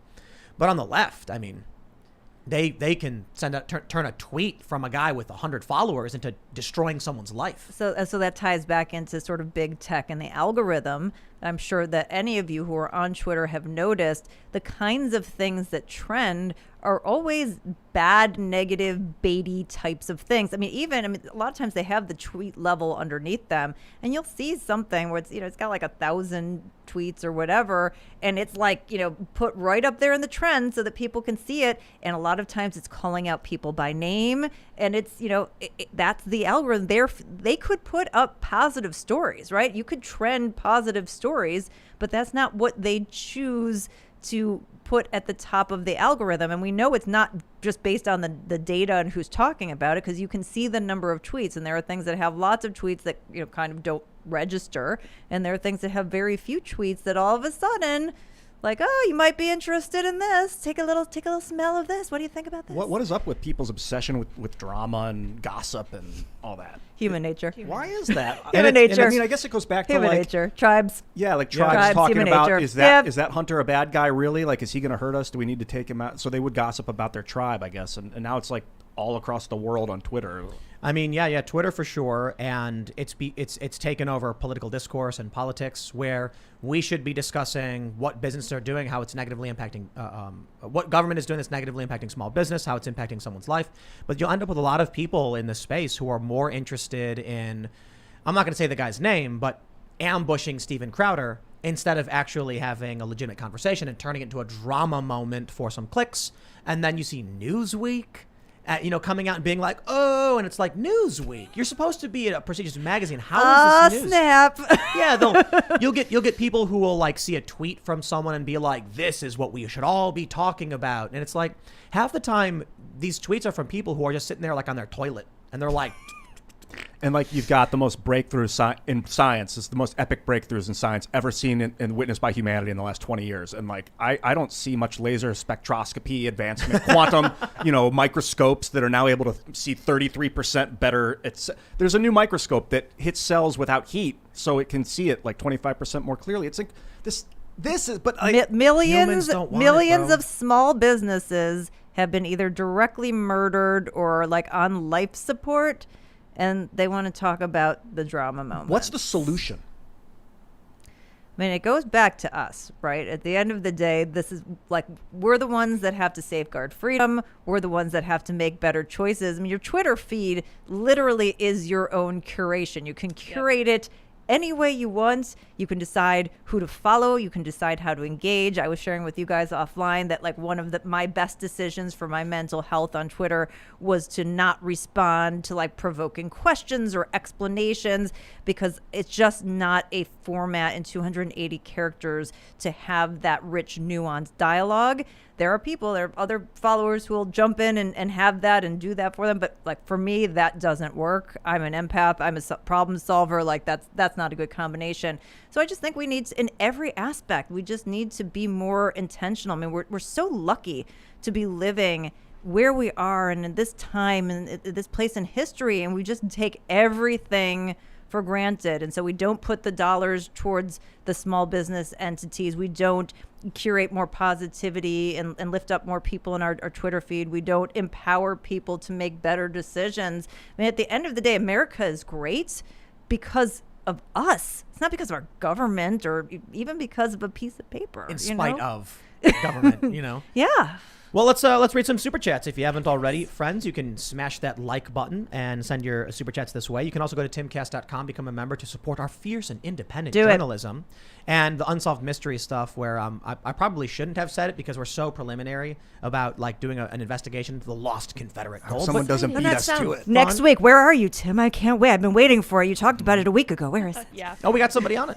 Yeah, I want to sit in a room made of gold and just vibrate. I want to know. I want to much to know. ask. Wait, I want to go back to the lost Confederate gold. So if you find the Confederate gold, is that canceled? The gold itself? Because it's Confederate gold. Yeah. I think it would go to a museum. Interesting. Yeah, I think it that's should fine. be. You know they used to have especially. airships during the Civil I would War? be happy to manage it if Dirigibles. Let's read some super chats. Okay, super chats. And again, we'll have a bonus segment up at timcast.com, so smash that like button. GD Superfan says, at least we don't have to read mean tweets anymore. There is that. There you go. Jay says, we need a comedian with the courage to make fun of the CCP. I got the idea that they are a high school student who is jealous that the U.S. is the popular one. They're starting rumors to hurt the U.S.'s popularity. It's funny. I like that. All right. Max Stahl says, yo, it's the chick in the suit from Twitter. Anyway, would either of you bet serious money on Kamala being president by the end of 2022? God help us all. Yes, I would. Really? I'm not I a wouldn't. betting woman. I'm a risk-adjusted returns kind of lady. What's the risk on that bet? The risk is everything we don't know, right? Information fits into risk, and there are a lot of things we don't know there, and so I don't have enough information. I only bet if you ever watch me playing cards and I go in, like, I'm gonna win because I play it like that. All right. Tyler Thomas says, is there a timcast.com mobile app in our future? Yes, there is. And it will have the ability to play audio when your phone is off. Like not off, but asleep. Is that the right phrase? Yeah. So you can put it in your pocket and not drain your battery and then still hear things. Turn the screen off. Yeah. I know right now we have the members only thing, but it's basically like a browser function, Yeah. and it's preliminary. But the new website is the alpha will be ready in only a few days, and then we got to do the tests on it. Yes. And then we should have it up around I'm hoping 4th of July weekend, but I'm excited. Yeah, It's- often it- takes longer. yeah, it always takes longer. Development. But we did a rush order, to say the least, and it's costly. But I'm like, we got to make sure this is working because, look, I'll say it, man. I was completely overwhelmed by the amount of support we got when we amazing. launched the website, and I guess after the first 2 weeks, seeing how many people signed up, and it's I don't know if I should say it, but it's massive. It's ridiculously massive. So I was like, I think we need to use this opportunity to hire journalists immediately, make a much, much stronger, more powerful website with a big company, start doing movies, shows, and we can make something really big with this. It's a huge opportunity, and I'm eternally grateful to everybody who became members. So if you don't like me, well, maybe you'll like Cassandra Fairbanks. If you don't like her, but you do like me, well, then you see, I'm trying to bring in an eclectic group, and it won't just be about whether you like my opinion or not, because we're going to have content for everybody. We want to build culture and do really amazing stuff. So yes, that is coming. And you're supporting the American dream. You're supporting decentralization. You're supporting economic freedom and independence. And you are voting with your dollars. Like, this is an amazing opportunity to support. There are no investors. There is no outside funding. I've had people come here and say, so who how is this funded? And I say, it's just me. Like, Amazing. just you. I'm like, yeah, only me. It's Like, the way to do it, It's man. American dream. This is what people come here from everywhere around the world to do. Companies become so much more agile and functional when they don't have outside investment. Yes. From my experience, I've built companies. I mean, more or less, I've worked with Maker Studios in the early days, and I helped build mines Yeah. from the ground up. And not having Tim as agile as he is, it's incredible. The value of this company just because of the solo investment. It's amazing. All right. Tater Nub says, why fantasize about the dystopian future when we could bask in the dystopian present? History books are going to be far better than fiction ever was. That's a good point. Yeah, 1984 was not supposed to be a how-to manual, right? Yeah. Hey, but it's fun. And I got to say, I've been a bit more optimistic lately, especially that interview we did with Steve Bannon I thought that was amazing. He's a great. very, very That's smart worth guy. subscribing to the And- website alone to see Yes. the after thing with Bannon. Man, that was great. And let me also say, this online retail revolution, ape community and whatnot, also a lot of optimism there, because think about how far that's come from Occupy Wall Street 1.0. Instead of just standing in the streets kind of disorganized, like, we don't, bad, but we don't know what, they're actually putting their money where their mouth is. They're saying, we want to participate in the wealth creation. That is such an optimistic step in the right direction and getting more people involved in the wealth creation process. And now we just need more resources and more people to step up and empower them. Right on. Wolfstar says, here is a test, Tim. Will you accept money from someone who is nameless on YouTube? You'll take my money but won't accept my opinions. How hypocritical, because it's nameless people with opinions who support. This is interesting. It's based on this tweet I made where it was literally a subtweet, but I tweeted, stop responding to people who don't use their name and don't use a real avatar, and you'll see political discourse improve. And boy, did this have a mixed response. A lot of retweets, but it was not the biggest ratio in the world, but I got ratioed on this. And then I had people being like, one individual made a YouTube video claiming I was telling people to dox themselves and I was having a meltdown over this. Meltdown. And I'm like, I got to be honest. I was like, what was I watching? I think I was watching Outer Limits. I'm sitting on my couch and I'm just like, my drool coming out of my mouth. Like I was eating an Italian beef sandwich and I'm just like,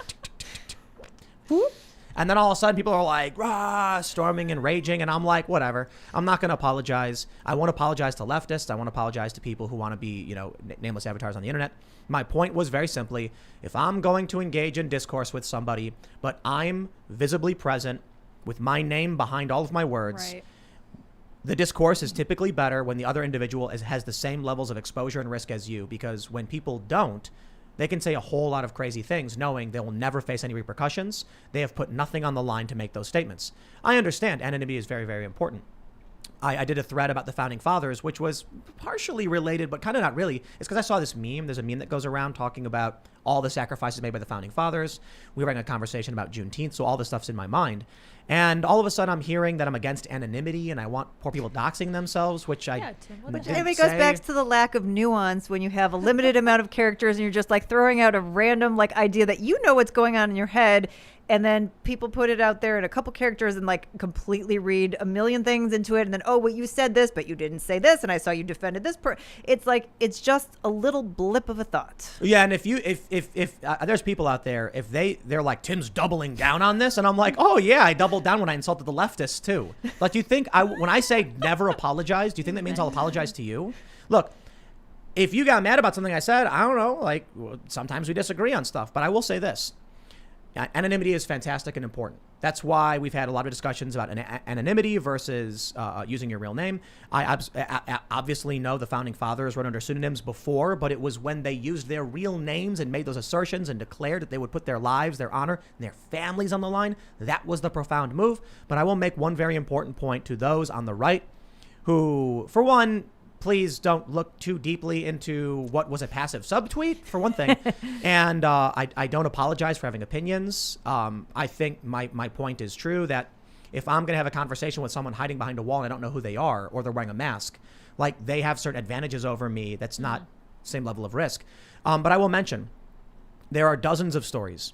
There was one story not that long ago, September, where a teacher wore a Black Lives Matter mask at work, refusing to back down from her ideology, and was threatened with losing her job. And she said, I refuse. And they fired her. There was a man at a Taco Bell who wore a Black Lives Matter mask, and they said, take it off or else. And he says, never. And then I get people tweeting at me saying, I can't lose my job. And I'm like, that's absolutely fine. And I understand that. And I've stated on the show numerous times, I can respect people who have families and say it's very hard for me to do. I understand it's much, much easier for me because I don't have kids to make a lot of these moves. I've never hid behind that or claimed it wasn't true. But you need to understand that even though that is true, and I respect it, the advantage the left has is that they're absolutely willing to sacrifice themselves for their ideology. And many on the right, or the anti-critical race theorists, the anti-SJWs, and conservatives are less willing to do it. Not completely, but it seems to be at least a tendency at the very least. Because these people are willing to go out, and perhaps it's interesting because they know they have less risk simply by virtue of their institutional infiltrations. But I believe that their institutional infiltrations are built upon the fact that they're willing to not back down, and that gets the media on their side. They get the squeaky wheel that gets the grease. So there's a big challenge in whether or not you should stick your name on everything you say. You probably shouldn't. But there is an important point that I believe that if every single person who opposed wokeness right now at their job said it, it would be over. Because the polls show it is a microscopic fraction that believes these things. And if every single person said, I will not comply with these policies, or I will file an EEOC complaint, it would be over. The challenge is the left is all about collectivism and organization, and the right is all about individual liberties less willing to do it. I think there's this interesting thing, and it's part of one of the takeaways that I was hoping to make in the book, The War on Small Business, about decentralization, is I think there's a way to be individual and come together. Collectivism is for the good of the group. Individuals coming together are people who are like-minded, who are using their each individual thought, but like they're all coming together to have a little bit more heft. And so I think there's a different way to be able to do that. And so for something like wokeness, maybe it's that they're all doing it privately, that you get 100 people who pick up the phone and all call the representative privately, so that you've made your point known, but you haven't put it out on social media. Whereas we've just talked about, segment before, we don't need that's not your lane of expertise, or it's not your diary. You don't need to be on everything. But if it's something that's important to you and you don't want to have it broadcast, I think there's a way to do that that's not necessarily in the public domain that's still effective. Here's one of the challenges. The left has institutional power, and many of these younger millennials on the left have much less to lose. But when they tweet something like 50 tweets will hit a major corporation saying, "You're racist for X." They can be pictures of bunnies and squirrels and communist squirrels and Che Guevara avatars, but the company fears the left ideology. And so even with anonymity in this regard, it could be one person sending all these messages. The company assumes we're under attack. There was a joke, I think it was maybe Family Guy. They were like, "We received 70 calls last night," which means 7 billion people are upset with us. Yes. Now, here's the issue. If real people with real names who have their phone numbers or their identification complained, the company does recognize that we're getting hit by actual bad reviews. And so these are tactics that the right have implemented that have worked, like giving 1-star reviews on apps and things like that. But that could be anonymous as well. So I'll put it this way. If 30 communist squirrels and clown pictures email the company, they are scared of the ideology. But if 30 anti-woke real people emailed, that has equal power. If you're using an anonymous account and you're saying I'm right wing or whatever, they disregard it. They're not scared of that. But they are scared of actual people. So you look at what's happening in these schools, these mothers, these fathers, they are standing there, faces shown, names out there.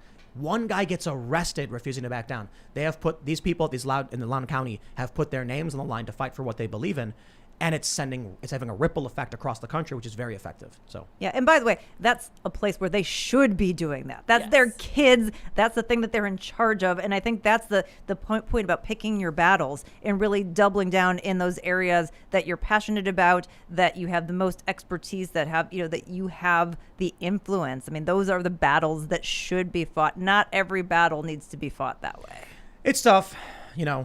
Strategic retreats make sense. Definitely. Anonymity is super important, because you see like the Soviet Union. I mean, they would root people out and execute them, put them in gulags if they could figure out who they were. So if you got Minds is an anonymous social network, which almost sounds like an anomaly, or like but basically you can peer validate who you are without actually showing who you are by being like, I like dogs, I like candy, I like Skittles or whatever, and then they're like, yeah, that's Ian, that's Ian, that's Ian, but you never actually say who you are publicly. That's a form of like anonymous social networking. But Tim, I'm so into what you're saying about what I took is don't argue with faceless masses of people. Don't argue with people that aren't speaking with their voice. If it's writing on a wall and you have to go check on, it is such a waste of time and energy, and it infuriates me to go through that. And like you said, they don't have the risk. When you're anonymous, you don't have the risk. You don't have to back up what you say with who you are, so you can be a lot more ruthless, and like you can say stuff you don't believe and there's no repercussions. So I do love people claiming that I'm a grifter while I'm simultaneously having people attack me saying they won't support me anymore, and I've become a monster and things like that. You know what I thought? I'll apologize if they want to say it. This is very curious to me. I love this. So like, what is the actual grift? Like, I'm trying to, because I'm really into business models and scalable bit. Like what's the grift? By angering my own audience, the left who hates me will continue to hate me, and I'll just lose money. That's a really bad grift. Let's have a brainstorming session, a strategic business session. I have to look. If I say never apologize, I mean it. What I mean by never apologize is if I genuinely think I did something wrong, I'll apologize. So that's how I am too. Like if I'm sorry, like I'm super sorry, and you're going to hear about it, but it's not very often. I tweeted about Andy No, and then like the next day I looked at the tweet and I was like, that was really crass. Like I probably could have articulated this better. Twitter sucks. And so I said a couple times, like, I probably should have expressed myself way better. I was frustrated. I was having this heated conversation. And I see this and I got really angry. But you're a human being. You shouldn't be expected to like communicate perfectly at all points in time. Like, who are you apologizing to? Andy. Okay, so you're apologizing to. Okay, so if it was to it was a him, crass tweet. If it was to him, I get it. But if it was to like like people like make apologies to the Twitterverse. Like I don't know why you would apologize to the Twitterverse for doing that. I think apologizing to the person. I get that. I stand by my opinion on it 100%. That Andy should be leading the charge and not personally being down in these groups. He should be teaching people to do these things. I'm not saying it's easy, but I could articulate that better. So like a ninja academy, because that's like a better business model. Well, like Right Wing Watch, but for regular people who don't like extremists like Antifa, you know what I mean? Or like the ACLU maybe before they lost their way. But when it comes to like me saying you have better political discourse with people who have their names and their and everything, I mean, I think that's just true, and it's not because every single person who is using an avatar or a fake name or a username is a bad person. It's because there are a lot of people trolling, and it's because when I'm looking through my tweets and my responses, and I respond to people every so often. It's pulling you're trying to pull a name out of a hat and hope you're getting the honest person out of a group of people who have communist squirrel accounts that are just lying. Yeah, that's such a huge thing for me too. Is that like I'll have any discussion except for ones that are in bad faith. And also on Twitter because I just don't think it's a good forum for it. But in terms of like actually like kind of getting into things, like if you're coming at something in bad faith, like there's just no point. It's hard to know for sure, but we should definitely get to super chats because I don't want to miss. Speaking of anonymous people, speak up. What's up, dudes? Well, so this is people are saying that was kind of the point. Like, oh, you'll read an anonymous super chat, but not respond to someone on just Twitter. And not argue in text. Don't waste your energy arguing in text if you don't have to. That's a good rule. Yeah, and I'm going to try. Look, I'm going to read this one right here. Channel 404 says, Tim, you are truly no better than the corporate media peddling fear and despair and drooling at every mention of war. Shame on you. Oh. Okay. Like, I'll take all the criticism and I'll read it. And I'm just saying, like, I'm not going to get dragged on Twitter by the communist squirrel anymore. You know what I mean? It could be me for all you know. Don't bite. Ian sitting there like, But, I mean, to be fair to the communist squirrel, like they don't have a choice. If they stand up against it, then they're squirrel no more. So I mean, I kind of give the communist squirrel a pass. I absolutely think writing under a pseudonym and anonymous publishing, like the founding fathers did, is great. Ben I'm just Franklin saying, did that. I'm not going to. No, I mean the actual communist squirrel. Like he doesn't want to be a communist or a squirrel. Well, maybe I don't know. No, he's just a cute squirrel. But now the communists have him, and so he can't speak out. I'm just saying, give him a break. Is a communist squirrel account. It's really good. Ben Franklin did Poor Richard's Almanac. Are you guys familiar with Poor Richard's Almanac? Yeah, for like 40 years he was writing under a pen name because it was too dangerous, I think, to speak up. He was like seeding the anti-British propaganda for like 30 years. And Alice in Wonderland was considered to be like subversive allegory because you would be in trouble, and I get all that. I'm just saying I am not going to, or I'm going to say I have better. I didn't even say I just like squirrels. I said I have better. I just like squirrels. That's just at the end of the day. Really? I love them. I like squirrels. I'm just putting it out there, guys. If you're a squirrel, I like you. All right. The Civic National says Britain has been the underdog throughout history. Many have tried, few have succeeded. Let them come. Our spirit will never break. As you said, Thucydides' trap. Brexit was a success. Britannia will return to her former glory. God save the Queen. The Civic Nationalist, I'm a big fan. I love your enthusiasm and support for your country. And I really do love the Civic Nationalist super chats about like the difference in perspective between the American Revolution that we've had this conversation. So when we talk about the UK and we're even a bit dismissive, I respect your defense Happy of your 4th country. of July. Oh, yeah. Absolutely. Downey Jr. says HMS Defender is part of the carrier strike group CSG-21, which is on tour and heading to South China Sea. Give it a Google. Wow. Boris Johnson wants UK to be the best naval power in EU again.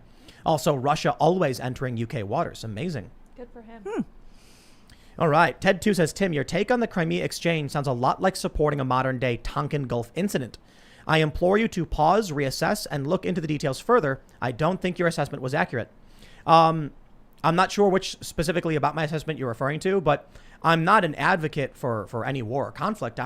We're seeing Russia make claims, or maybe it's my assessment that I'm saying the UK is saying Russia never fired a warning shot. I don't believe the UK in this regard. I think Russia has no reason not to fire a warning shot. Like if Russia said they fired a warning shot, they could easily just go, pow, it's a warning shot, you know? And a BBC journalist said they heard shots fired, but the UK says it was a training drill or something. So, yeah. Justin Dubé says you should try and get Immortal Technique on the show. Oh, yeah, absolutely. All right, let's see what we got. Liz Scars says, a special guy in my life is going through a tough medical ordeal. I would really appreciate lots of healing wishes for Mike, Jules, and Chula. It's going to be a long summer, but we're fighting this with you. We love you, Mike. Yeah. Shout out. Yeah, Mike. lots of prayers. Tyler Klovic says, what if the HMS Destroyer story is a distraction for the U.S. conflict where McAfee didn't kill himself? Man, they got mad at me for saying it's so weird. The mainstream media is like, how dare you claim that a guy who said he would never end his own life, ending his own life is a conspiracy. They got mad at me about that. I'm like, here's a question I have, and I honestly don't know the answer to this. Are there photos? Like, do we know that he's actually dead? No, that was my question. Did he fake his death? So, like, not to like take the conspiracy theory, like, what's it? But like, yeah. do we have a confirmation on this? Yeah, I don't know. I I haven't don't seen know. it. I mean, Where's the picture? I mean, like, I don't know that he's. I mean, this is just what's been reported, right? all right, so we got two comments here.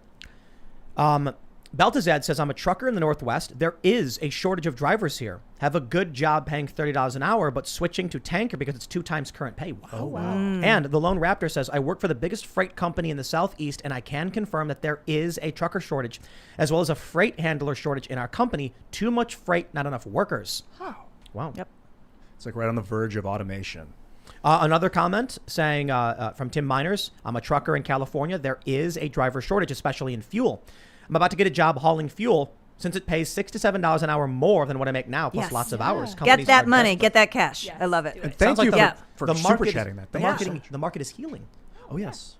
That The is market nature. has I said love- we pay more, Nature but is healing. gas prices are going to go up. And then everything else is going to go up. But again, remember that the only reason there was this shortage is because the government disrupted the market and Yep. created the situation that dislocated people to begin with. So this is not the market deciding this needed to happen. This is the coming out of the after effect of interference. All right. We got Travel by Day says, I got a weird call from the Air Force the other day. They said they were going over old applications. They asked if I was still interested. I applied in 2008. What? Wow, that's strange. Wow. All right. How do we know it was the Air Force and like not one of those like spam calls? Because Yeah, I'm getting yeah. all kinds This of weird is the stuff Air too. Force. Scam one? Yeah. Robot Did you ever voices. get those calls where you answer and it's just a recording of someone speaking Mandarin? No. No, I always get a woman with this really annoying voice. I don't know why they always have. It's like, your warranty has expired. It's like, do you really think that that's Fran. going to get me to call you back? Like, come on, take the pitch down a little bit, lady. What's yeah. up? All right. Rowan Thar says, Carol was absolutely right on so many parts of the U.S. wanting to hire but not being able to get workers. I just moved to a rural area for AG work, and I am working 6 days a week, and employers want more. Wow. I'll mention too. I think we have a couple. We've had like a couple thousand requests for work to work here. Yeah. So I certainly think that passion is a driving factor, and that's why I kind of feel like there's some truth to people want a fulfilling job. They don't want to just jump back into the labor market with something they're going to be unhappy with. They want to take the time to find something. Which, by the way, I want to say, this is an important point, is that is capitalism as well. The fact that we have the privilege, there are people across the world who can barely support themselves, let alone choose how to support themselves, let alone do so by pursuing a passion. The fact that you can make those choices, the freedom and choice, that is capitalism. It's not always about the dollar things. It's about having that freedom and choice. Yeah. So good for people who say, I'm not driven just by a dollar freedom and choice. I want a passion, freedom and choice. All right. Let's see. Where was I at? I just lost the... Oh, okay. Bobby Bob says, what is the best argument for and against $15, and what would happen if it's passed? Okay, so I'm assuming that's directed at me. I am against any sort of interference in the market at all, and particularly putting it on a national basis where you've got every single person in every age group in every place from Arkansas to New York having the same thing. If you do this on an artificial basis and you kind of go up the chain, what's going to end up happening is you're going to keep more people who are young and low skilled out of the workforce.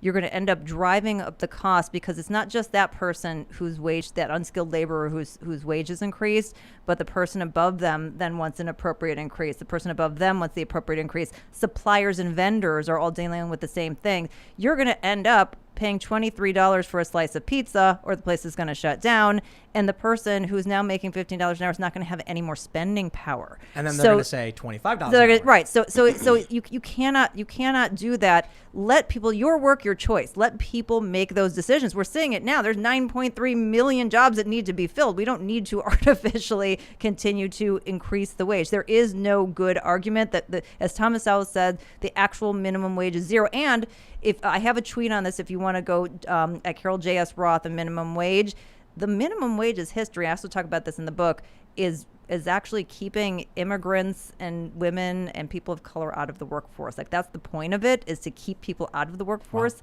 Wow. It has the same effect today.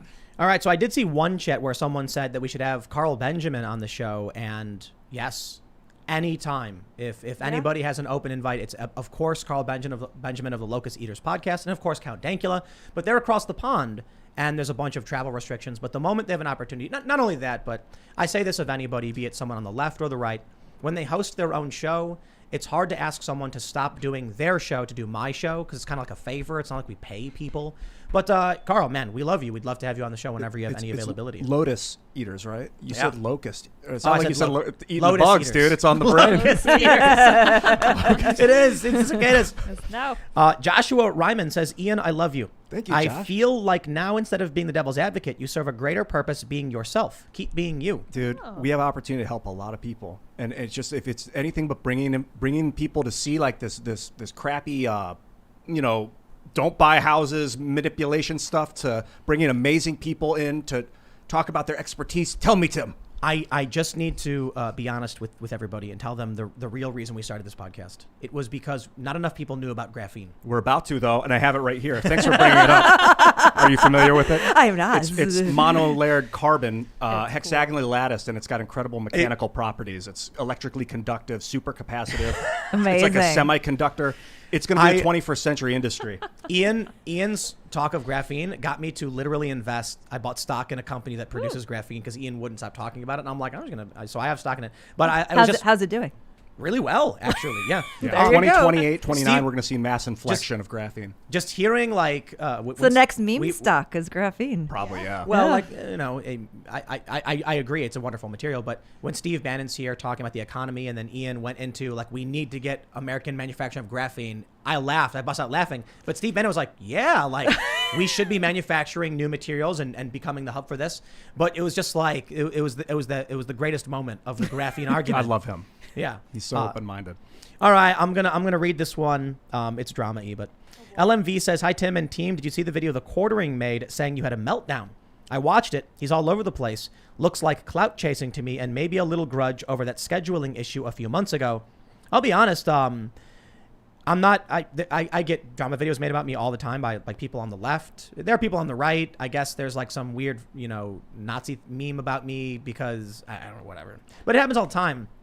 I was just kind of like, it was one tweet. It was like, I tweeted like this, like two, like it was like a tweet. And then like, I did like 3 responses to it. I don't understand why that's a meltdown. Meltdown. Or like how it was advocating that people dox themselves. So I just tweeted at him like, okay, Kathy Newman, like, so you're saying, or whatever. And I'm like, dude, I don't know. People can make videos about whatever they want. It's the weirdest thing to me is people are like, Tim's so egotistical and arrogant. And I'm like, I do say I am, but I'm also willing to accept that people make fun of me all of the time. They called me a bald cuck. They make videos saying I'm having a meltdown. They're allowed to do it. I respect their right to do it. And I'm an adult and I just say, all right, but I will say, it brings up an interesting conversation, and I'm interested to hear what people think, and so whatever. Yeah. So Jeremy's allowed to not like me. He's highlighting what we've been talking about, that there's the value to anonymity, but there's also it's hard to communicate through text with with anonymized source. I mean, that's also very difficult. I think that discussion with you and Jeremy would be a very interesting one to watch. I am just annoyed that they've devalued all these things like meltdown and owned, because like every time I click on something, it just doesn't get the payoff. And I just feel like if you're going to say somebody's having a meltdown or they were owned, like it's got to be really good. Like the bar's really high. We're in 2021 now here, people. So step up your meltdown games, okay? I think you know what really bums me out is I was talking to another prominent personality over this. And they were like, look, like you shouldn't get wrapped up in this. You got to stay focused. And I'm like, I am. You know, like I tweet at people. I get into like troll wars and stuff. And people get all worked up about it. I don't care. But I will say one of the most demoralizing things is that there are a lot of prominent personalities who have an opportunity to lead. And I get frustrated when they don't. And people get mad at me because like, you know, in the conversation I had with Bannon, I was mentioning like, we're trying to build all of this stuff. Timcast.com, we're trying to hire people and make journalism happen. And I don't understand why so many other people don't do the same thing. Because I know how much money some of these people make. Very prominent personalities on Twitter and on YouTube who are making... mentoring opportunities, uplifting opportunities, abundance mentality, empower other people. This is exactly the conversation we've been having. But they just buy like material things for themselves, and they're allowed to. I'm not dragging people for wanting stuff. I'm just saying I wish that we had a little bit of the ideological fervor in regards to classical liberalism, freedom, and even conservatism, and like traditional liberalism as the leftists have for wokeness. Like their zeal and their passion and their fearlessness and their rage exists in much smaller quantities in the anti-establishment, anti-woke, and conservative space. Yeah, I'm obsessed. I mean, I'm fire in this realm. I think this is why decentralizing social media and like the Fediverse, the future of interconnected, decentralizing the economic system with cryptocurrency, decentralizing obviously small business, the military, small businesses. Yep. It's so important, and you want to get people excited about it. You know, I went to school for acting. This is why, because this stuff's boring as hell, but you want to make people excited about it.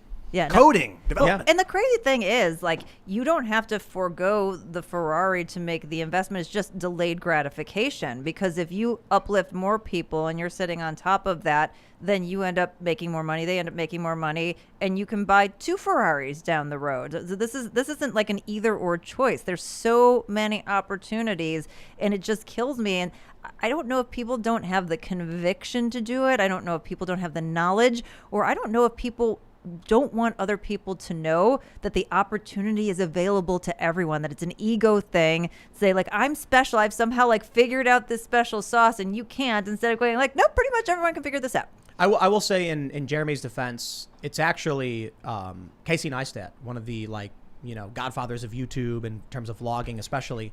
People asked him about clickbait, and he said, the reality of YouTube, I'm paraphrasing, is that either you find something that will convince people to click and watch, or you fizzle out and disappear and YouTube doesn't promote you or support you, and then you get no traffic. So he was like, it's the conundrum of YouTube. You're upset that you're using certain titles or saying things certain ways, but then the alternative is just not existing at all on the platform, because it really is about drama and catching people's attention and things like that. But I will address one non-super chat from Mr. Obvious, who said, I don't make enough to buy a fancy outpost, Tim. We aren't all rich through grifting. And so this is another thing that I tweeted. People say that it's easy for you to say these things, Tim. You have all this money and you can do all these things. My response is, I am not only calling out the establishment because I'm successful. I am successful because I am calling out the establishment. Yeah, dude. I had a contract with, I'm going to publicly state this. It was on the members only thing, but I'll publicly state this right now because it's been a long time. I was given a check for $200,000 just about by ABC News Univision as a sign-on bonus. That we want you to start the company here, and we will. Here's the check. Literally that day, I was staring at it, and they said, sign up with us. And they gave me $250,000 a year salary plus a massive budget, which amounted to millions of dollars in terms of being able to produce and do all these things. And I tried breaking that contract and walking away from it. So people say, like, it's easy for you to say, Tim, you have all this money. But my whole life, like even when I was broke and homeless, I filed a lawsuit against a company I worked for violations of labor laws and things like that. And that made me unemployed for months, unable to move because of ongoing litigation, and on and off homeless. So what I mean to say is, if you're unwilling to take risks, I'm not saying you have to, but no risk, no reward. For someone like me, it's not the fact that I'm successful that gives me the opportunity to do it. It's that by refusing to bend the knee to ABC and all the money they offered me, and I've told the story about one day I wake up and they give me an extra $40,000, just boom in my bank account, play ball. That's what it felt like they were saying to me. And I still said no. And then I leave and I start my own thing. And my obstinance and a bit my arrogance and my unwillingness to bend the knee to these corporations leads me down that path of constantly building and fighting and doing what I believe in. I understand not everybody can do that, and I understand a lot of people think it's arrogant and egotistical of me and I'm bragging and all that stuff. I don't know how else to say it. My point to most people is if you believe in yourself and you take the risks, you very well may fail, or you very well may find that on the other side of the fire is freedom. And let me just ask you this. Do you believe other people could do the same thing? I believe everyone could. There you go. And that's the point, is that anybody, if you want to, risk and reward, like you said, if you want to take the risk, you have that opportunity, and not everybody may succeed, but you'll have that potential to succeed. And having the abundance mentality lifts all the boats. Skydiving. It's really scary to take that leap out of that plane. Yeah, I don't do that. And they make people go tandem first, right? And people do die skydiving. I know a guy that did. Rock climbing. It's very, very scary to be, 500 feet up with these, the spikes securing your position. And a lot of people do it and some people fall. And then there are these people, and this is the craziest to me. You see these videos of these Russian guys who are like standing on the edge of a 100-story building, like, and then they hang from one arm and they're laughing. I don't know what the reward is for that. Yeah, I'm not sure. Clicks. I'm That's not all sure. risk. Yeah, Those videos I'm go a viral. risk-adjusted return kind of gal. None of those things are producing the nah. return for me. If they do for you, God bless you. But that's where that personal risk-reward evaluation has to come into play. So I just, my view is when you take a risk and you throw yourself out there and you challenge the system, it is very possible that you end up, living in a van down by the river, or maybe you don't even have a van. But I suppose if you're not willing to take those risks, you know what I'll do? I'll do a Star Trek reference. I love The Next Generation, by the way. We always Star Trek reference here. Picard has a fake heart. Captain Picard in The Next Generation, he has a fake heart because he got stabbed in the back because he got into a bar fight. And he wishes he didn't do it. He was so impertinent in his youth. And so Q, this powerful, omnipotent entity, sends him back in time to change his circumstances. And Picard decides to use this opportunity to stop the fight and save his heart. And then when he returns to the future, he's no longer a captain. He is a low-ranking lieutenant science officer. And when he goes to Commander Riker and says, "Do you think I have what it takes to be in command?" Riker says, "Let me be honest with you, Mr. Picard. You have never stuck your neck out or taken the risks required to show the initiative to be in command. So no, it is not realistic." Wow. And then Picard says, "Enough, Q, you've made your point." That impertinence in his youth and that arrogance and that risk-taking led him to be one of the greatest captains of all time in Star Trek history. Well, there you go, Star Trek. I love that. I also just say, over the course of my career, when people say what is sort of the number one thing that you would tell yourself in terms of going back in time, advice to stuff, and it is take more risk, especially when you're young and you don't have things to lose. Yeah. Like you don't realize, like it takes almost the same effort to think small as it does to think big. The Economist says, Jeremy said several times he respects and likes you and your grind. Also, going bald young means you have high testosterone. Breaks my mind with Stelter. Look, I like Jeremy. I think his videos are great. I think he covers good topics. I like his opinions. And we disagree on things. And when I tweet at him, calling him Kathy, I'm laughing, and I'm hope it's frustrating him getting trolled. And I hope he assumes I'm laughing too. I think Jeremy will end up back on the show, and I think so long. I just think it's funny. I think we all have thicker skin on whatever this side is of the culture war, and I just find it fun and funny, and these are good ideas to work out and good arguments to have. So Jeremy's always welcome back. We had a scheduling issue that happened last time, and it was really frustrating for me. And I apologize to Jeremy over all everything that happened. These things happen, but I got no beef. I think Jeremy's great. I'm glad he's willing to smack talk. Absolutely. Because if the right was full of people who were unwilling to be mean to each other and they couldn't be adults about it and move on, it would be as bad as the left. You know what I mean? He's smart too. That's what's nice about his trolling is it's perceptive. I love you, Jeremy. All right, I love you. Let's see. We'll just do one more. We've gone a bit long. Phoebe Manser says, "Thank you, Carol, for validating every reason I based developing my new business, shopeverytown.com. Thanks to Tim and team." So is that shopeverytown.com? ShopEverytown.com. I'm going to check it out. Thank you. Right on. Yeah. My friends, thank you all so much for hanging out, for super chatting, for smashing that like button, and being members at timcast.com. Sign up. There's going to be a bonus segment coming up. Should be up around 11 or so p.m. You can follow us on Facebook and Instagram. I know, Facebook, but we're hoping to leverage that network to guide people to timcast.com. So we're on Facebook and Instagram at Timcast IRL. By sharing our videos, it's the marketing power. It's how we compete with the establishment, and it works really, really well for the Daily Wire and Ben Shapiro, and they're growing like crazy, and I'm happy to hear it. You can also follow me personally at Timcast and give us a good review and all that stuff. Timcast.com, like button. You want to shout anything out? Perhaps a book, your social media? All right, so I've been promoting myself this whole time, so I'm going to let you promote the book. The War on Small Business, How the Government Used the Pandemic to Crush the Backbone of America by Carol Roth, a New York Times bestselling author. I strongly suggest you read this because one of the biggest subjects on this show is how we saw the largest transfer of wealth from the working class to the oligarchs. And we need to understand how it's happening, why it's happening, what they're doing.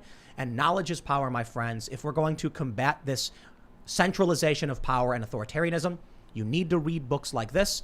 Get it to #1 on Amazon.